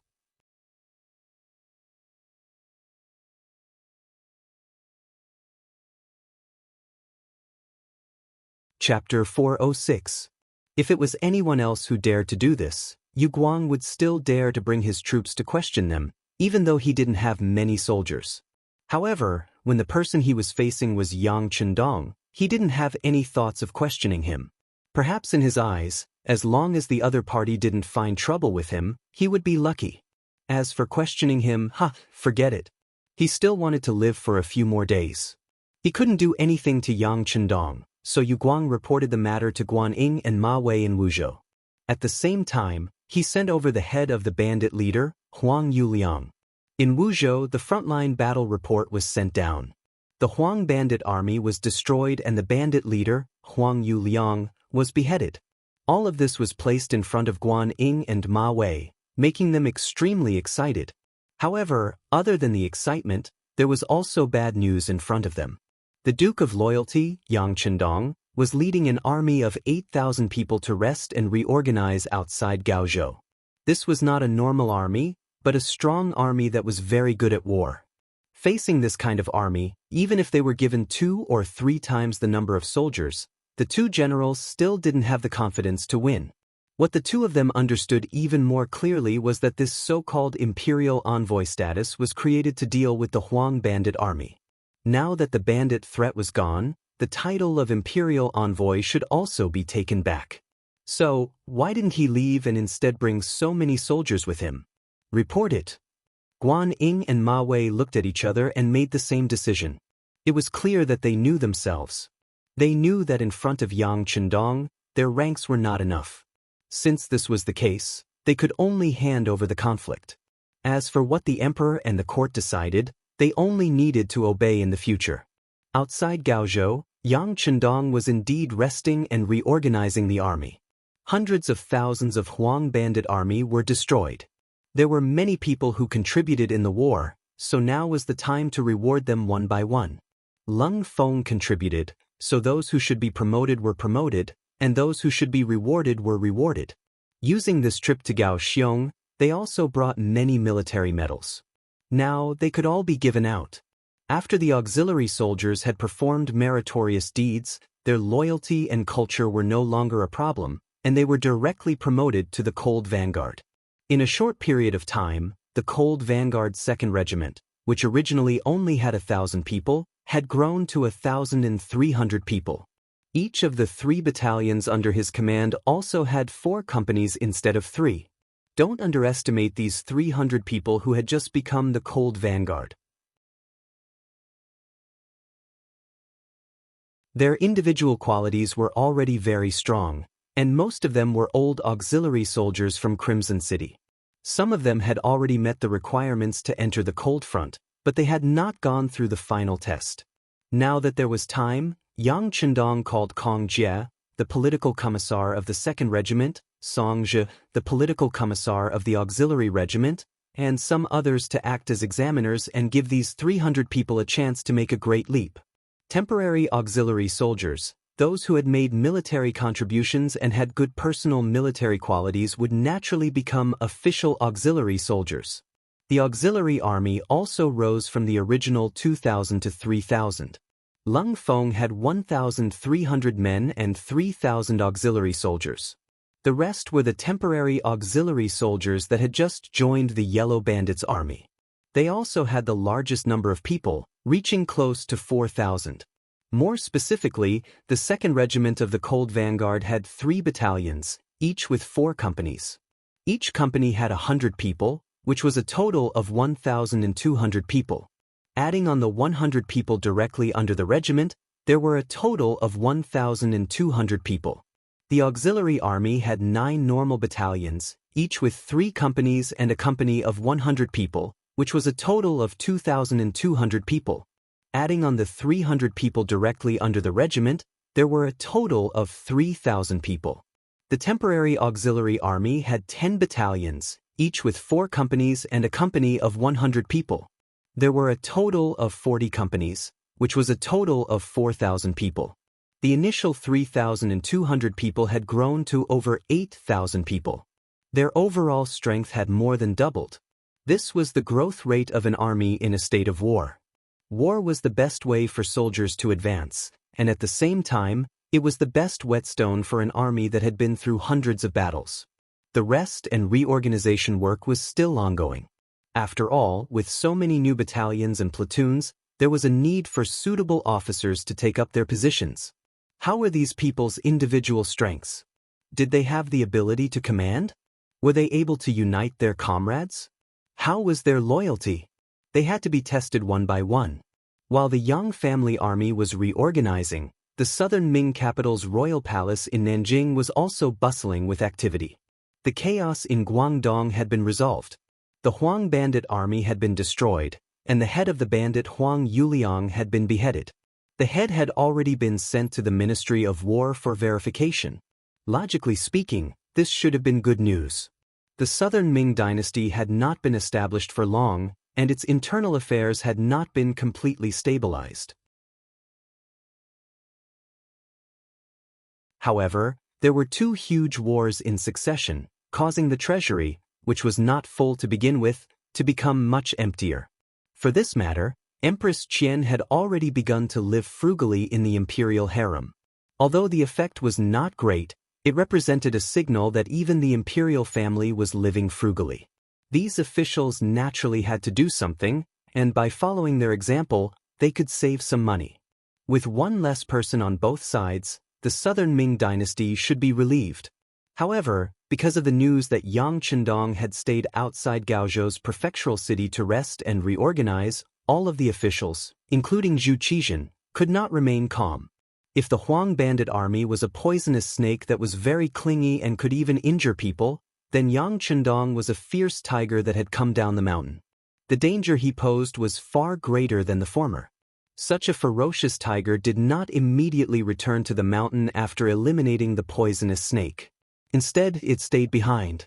This inevitably made people wonder if this move was an act of inviting trouble to oneself. If this troop did what Huang Yuliang did previously, It was likely that with the current military strength of the Southern Ming Empire, it would be difficult to restrain them. If that was the case, wouldn't the country's foundation be shaken? Minister Kwang, although you did it out of kindness and put in a lot of effort for this matter, now that that person has come and is not leaving, how do you explain this? The first person to make things difficult for Minister Kwang Yi was the Minister of Rights, Lu De. His brother-in-law had lost all faith in Hangzhou, and at that time, it was Kwang Yi who had upheld justice. Although his brother-in-law was in the wrong, and Kwang Yi had explained it afterward, on the surface, Lu De had not pursued the matter. However, could what had happened really be forgotten? He did not speak because the conditions were not right. Now that he had the opportunity, why would he be polite? The spearhead of the attack was pointed directly at him. Following Lu De's words, Imperial Censor Shang Lu also stood up to point out Kwang Yi's faults. This subject impeaches Minister of War Kwang Yi for failing to recognize the talents of others. The officials he recommended to the Ministry of War are not qualified for their current positions. Among them are Shang Lu opened his mouth and read out a bunch of names. Some of them were generals who had lost in the Battle of Yunnan, and some were newly promoted after the reorganization of the various guards. However, some were young generals who lacked experience. Because of the rebellion, the importance of the Ministry of War was fully displayed. As the boat rose, Kwang Yi's power also increased. Many Yamans had to obey his orders unconditionally. With more power came more responsibility. There were more things to manage and more things to do. Naturally, there were more people to offend. Originally, the existence of the 6 ministries was a place of checks and balances. Even if some departments had more power, it would be limited. However, when the Ministry of War held great power and was above the other 5 ministries, it was natural that it would arouse public anger. As the imperial censor, Shang Lu had already received a lot of criticism from officials. He did not say it before because of the 2 rebellions and did not have the energy to deal with internal governance. However, things were different now. The chaos in Guangdong had been resolved, which meant that there was one less hidden danger. Next, the Southern Ming Empire could put in all their effort to deal with the Yunnan disaster. Now that they saw hope, they naturally wanted to pluck the peaches and snatch the credit. In order to get what he needed, Kwang Yi had to be the first person he had to push down. Even if they could not push him down, they had to show him some power. They had to let him know that there were some people that could not be offended, and some benefits could not be obtained alone. Lu De did it out of selfishness, while Shang Lu did it out of righteousness. However, no matter what, the spearhead was pointed at this old Minister of War. When these words were spoken in the court, Kwang Yi held back his trembling right hand and slowly closed his eyes. There was a saying that if one did not seek death, one would not die. Similarly, if one did not do anything, there would be no problems. Kwang Yi, who wholeheartedly served the country, was close to 70 years old. He had been in charge of the Ministry of War for decades and was very proficient in this. It was because of this that he found that many people were incompetent, which greatly affected the development of the Nanming army. As such, he punished some of the generals who were paid without pay and reported fake achievements and replaced them with a group of young generals, hoping that they could change the current Nanming military affairs. This was naturally correct, but it would also affect some people who held real power. It was equivalent to touching the cake in their hands. Just ask? Which general who was paid without pay and reported fake achievements did not have anyone behind him? Even if he did not have a backer in the beginning, once he had money, he would go to the capital to find a backer and find a so-called escape route for himself. The so-called running official was not a specialty of any dynasty, but it had existed since ancient times. As such, Kwang Yi's actions were equivalent to touching a lot of benefits. Right now, only Lu De and Shang Lu stood up. This was already giving him a lot of face. This was also because he did not go overboard when he made his move. Otherwise, according to his intentions, 80% of the generals in the various guard stations would have to be replaced.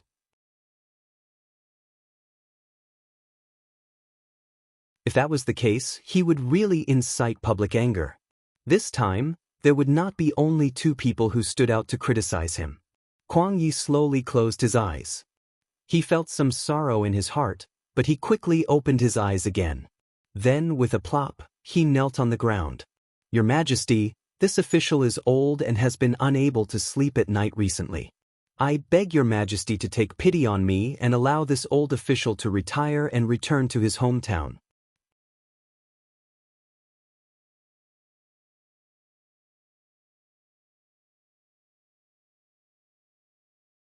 Chapter 407. Kuang Yi fought back against the accusation. He didn't try to explain himself, nor did he try to claim credit for himself. Instead, he simply said, "I quit. I don't want to serve you anymore." Zhu Qizhen, who sat on the golden dragon throne, watched all of this in silence. After the Tumu incident, Zhu Qizhen's mind had matured greatly. At least, he could see the current situation clearly. Everyone thought that Kuang Ye's behavior had been too excessive and that he had too much power. They wanted to work together to attack him. How could the emperor not know that his subordinates were divided into factions? However, most of them just turned a blind eye to it. After all, only when there was fighting could the emperor's importance be seen. Only then could he find a way to balance things out. In fact, not only the officials, but even the emperor, Zhu Qizhen, had received many secret reports from the embroidered uniform guards and the Eastern faction guards. Most of the reports were about who the Minister of War had met, who he had taken down, and who he had recommended. Because war was imminent, there were times when things were urgent. Usually, Kuang Yi would do things first before submitting a memorial to the emperor to explain the whole story. In a state of emergency, there was nothing wrong with doing things like this. However, once the world was at peace, if someone wanted to pursue this matter, it would be easy to catch them. Even as the emperor, Zhu Qizhen also resented Kuang Yi for not reporting his actions. Sometimes, he would wonder if this old minister still had him, the emperor, in his eyes. This kind of official should be taught a lesson. If even the emperor thought this way, it was no wonder that Kuang Yi could only choose to retire under the criticism of everyone. He wanted to teach Kuang Yi and the other officials a lesson. In addition, the Guangdong rebellion had been resolved, and the pressure on the Ministry of War had lessened. Zhu Qizhen weighed the pros and cons in his mind and said, "Since Minister Kuang's health is not good, you should rest in the capital for a while. I will arrange for an imperial physician to treat you. As for the Ministry of War, I will leave it to the left assistant minister, Wang Ji, to handle." Unexpectedly, Zhu Qizhen agreed. He didn't make any excuses. When the other ministers saw this, some were happy, some were excited, and some were disappointed. But no matter what he thought, now that Kuang Yi had spoken, it was impossible for him to continue holding power in the Ministry of War. The only thing he could do was to kneel down and thank the emperor. Wang Ji, one of Kuang Ye's deputies, had also stepped forward to kneel and express his thanks. But in reality, the two of them had never shared the same thoughts and ideals. Even during the chaos in the south, this left assistant minister had always been a spectator, sometimes even playing some small tricks to make things difficult for this old minister, secretly stirring up trouble. This kind of person who failed to accomplish anything but was good at spoiling things often had a special characteristic, which was that he was especially good at uniting people. He was also very good at grasping the weaknesses of human nature. It was also because of this skill that he was often the roly-poly in the officialdom. He often took care of the interests and feelings of others when doing things, which also made him very popular. That was why he was able to secure the position of left assistant minister under Kuang Yi. Now that he had the chance, he really soared into the sky. With Kuang Yi recuperating and Wang Ji stepping out, the disputes in the court finally came to an end. Kuang Yi, with a lonely expression, left court early, leaving behind the other ministers to discuss the next step. Wang Ji had just taken office, so he naturally had to perform.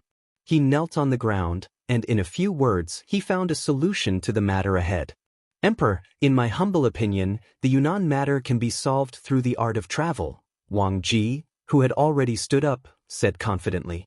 "What is the art of traversing?" Zhu Qizhen asked with great interest as he sat high up in his seat. "In my opinion, we can first appease and reward them. Appease a land called Jiaoji. We can send envoys to contact them and recognize their position as the country's sovereign. We can use marriage to stabilize their hearts. When the time comes, as long as the Jiaoji forces retreat, the king of Min Zhuang and the others will naturally be weakened, and we can defeat them in one battle. Reward them equally. We can send people to the manor of Marquis Shiping and make him the king of Mu to pacify the chaos in Yunnan and guard Yunnan for the southern Ming. With such a great favor, we don't have to worry about them not doing their best. As for the leader of the Miao tribe, Yang Wenba, we can make him the king of Miao, a hereditary title, and make them forever loyal to the southern Ming and the emperor. As for the count of loyalty, we can send people to order them to disband their army. Otherwise, we can order the nearby cities to not provide them with food. At the same time, we can invite the count of loyalty to come to the capital to receive his reward. Without a leader, without food, the army's morale will naturally slacken. He didn't say much, but once Wang Ji's words came out, everyone in the court was shocked and their expressions changed. Since the Great Ming was established, it had always followed the policy of not marrying, not paying tribute to the emperor, and guarding the country with the death of the emperor. Other than at the beginning of the Ming dynasty, there had never been a case of a different surname being made a king.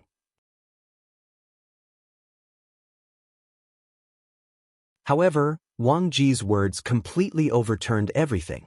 Being made a king and marrying for peace were things that they didn't even dare to think about in the past. Now that it was announced by this person, how could the minister's expressions not change? Not only the officials, even Zhu Qizhen, who was seated high above, had a drastic change in expression. This was equivalent to changing the family rules of the ancestors. He naturally understood the importance of this. Wang Ji, who gave you the guts to say such words? Do you know your crime? Zhu Qizhen questioned loudly with a cold expression and a hint of anger in his voice. This official is terrified. Wang Ji could see that Zhu Qizhen was truly angry. He knelt on the ground with a plop, but his expression didn't change much. Instead, he continued, Your Majesty, to achieve great things, one doesn't bother with trifles. Think about it, the king of Yu, Go Jian, endured hardships to defeat the king of Wu, Fuchai, and become a powerful country in the late spring and autumn period. Since ancient times, people have only looked at the results of things. Not many people pay attention to the process. Your Majesty, the matter of Yunnan is becoming more and more serious. If we don't stop it, I'm afraid it will harm the foundation of our southern Ming. Wang Ji's words were harsh to the ear. It was as if everything he did was for the sake of justice. If the emperor didn't allow it, it would be as if the emperor was muddle-headed and incompetent. Wang Ji didn't fear the emperor's might. He continued to do things his own way. On the contrary, it made the ministers sigh with admiration at his loyalty. The Great Ming and the Song dynasty also had a rule of not killing scholar officials or those who spoke out. This was the meaning of the saying, doctors can't be punished. Wang Ji's honest advice had happened in front of everyone's eyes.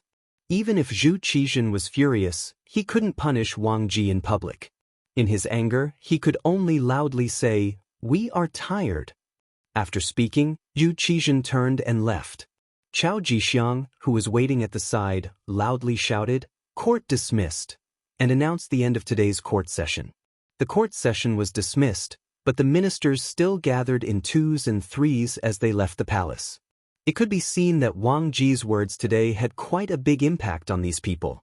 Not marrying for peace and not paying tribute were very impressive. However, as an official, they didn't get any practical benefits. This was only the emperor's glory. If they could sacrifice this glory in exchange for world peace, it was probably what many people hoped for. After all, there were very few people who could put the country before their country. Otherwise, there wouldn't be so many traitors in history. There were no secrets in the court session. Kuang Yi, who had just returned home, only sat down to drink a pot of tea when he heard Wang Ji's words in the court. When he heard it, he was furious. He ignored his family's objections and wanted to enter the palace to meet the emperor. However, after the steward who went to inquire about the news came back and said a few words, Kuang Yi fell back into his chair with a plop. He stared blankly ahead and didn't say anything else. Master, we have new news. Wang Ji went to the rear court of the palace. He said that the emperor wants to meet him. Just this piece of news was enough to prove a lot of things. Although Wang Ji's words were very rebellious, not only did the emperor not punish him, he even privately met with him. This could explain a lot of things. In this matter, the emperor was not completely against it. Your Majesty, you are disregarding the laws of your ancestors. Kuang Yi, who had recovered from his shock, suddenly roared at the sky. Then he felt his vision turn black and fainted with a plop. In the palace, Zhu Qizhen met Wang Ji alone. When only Zhu Qizhen, Wang Ji, and Chao Jixiang were in the side hall, Ying Zong suddenly roared with a furious expression, "Are you trying to checkmate me? How many benefits did they give you?" When Zhu Qizhen said these words, his eyes were filled with the desire to kill Wang Ji. This person actually dared to talk about the marriage alliance in front of all the civil and military officials in the court. There was no warning at all. This was checkmating him. Think about it, this news should be spread soon. If he didn't allow it, what would Marquis Shiping think? What would Jiaozhi think? What would Yang Wenba think? He could only push them into the arms of King Minzhuang's faction without hesitation. If that was the case, with the current strength of the Southern Ming Empire, they had no chance of winning against these three factions.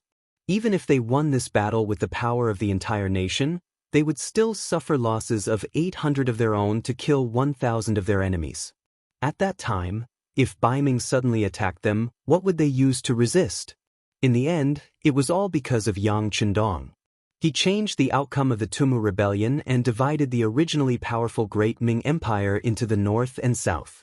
Compared to pacifying the chaos in Yunnan, or even defeating Jiaozhi and quelling the rebellion, Zhu Qizhen wanted to kill his way back to the capital in the north and reunite the Great Ming Empire. This was the great achievement he needed. It was because of this that he wouldn't do his best to pacify the chaos in Yunnan. Wang Ji, who saw this point, stood out and proposed such an idea. You're tuning in to the Passion Pages YouTube channel. We're so grateful for your support, and don't forget to subscribe to join us on this incredible journey through captivating stories. Your generosity through donations truly makes a world of difference, as it's the primary source of revenue that allows me to expand and enhance this channel for you. Thank you from the bottom of my heart for being a part of this adventure.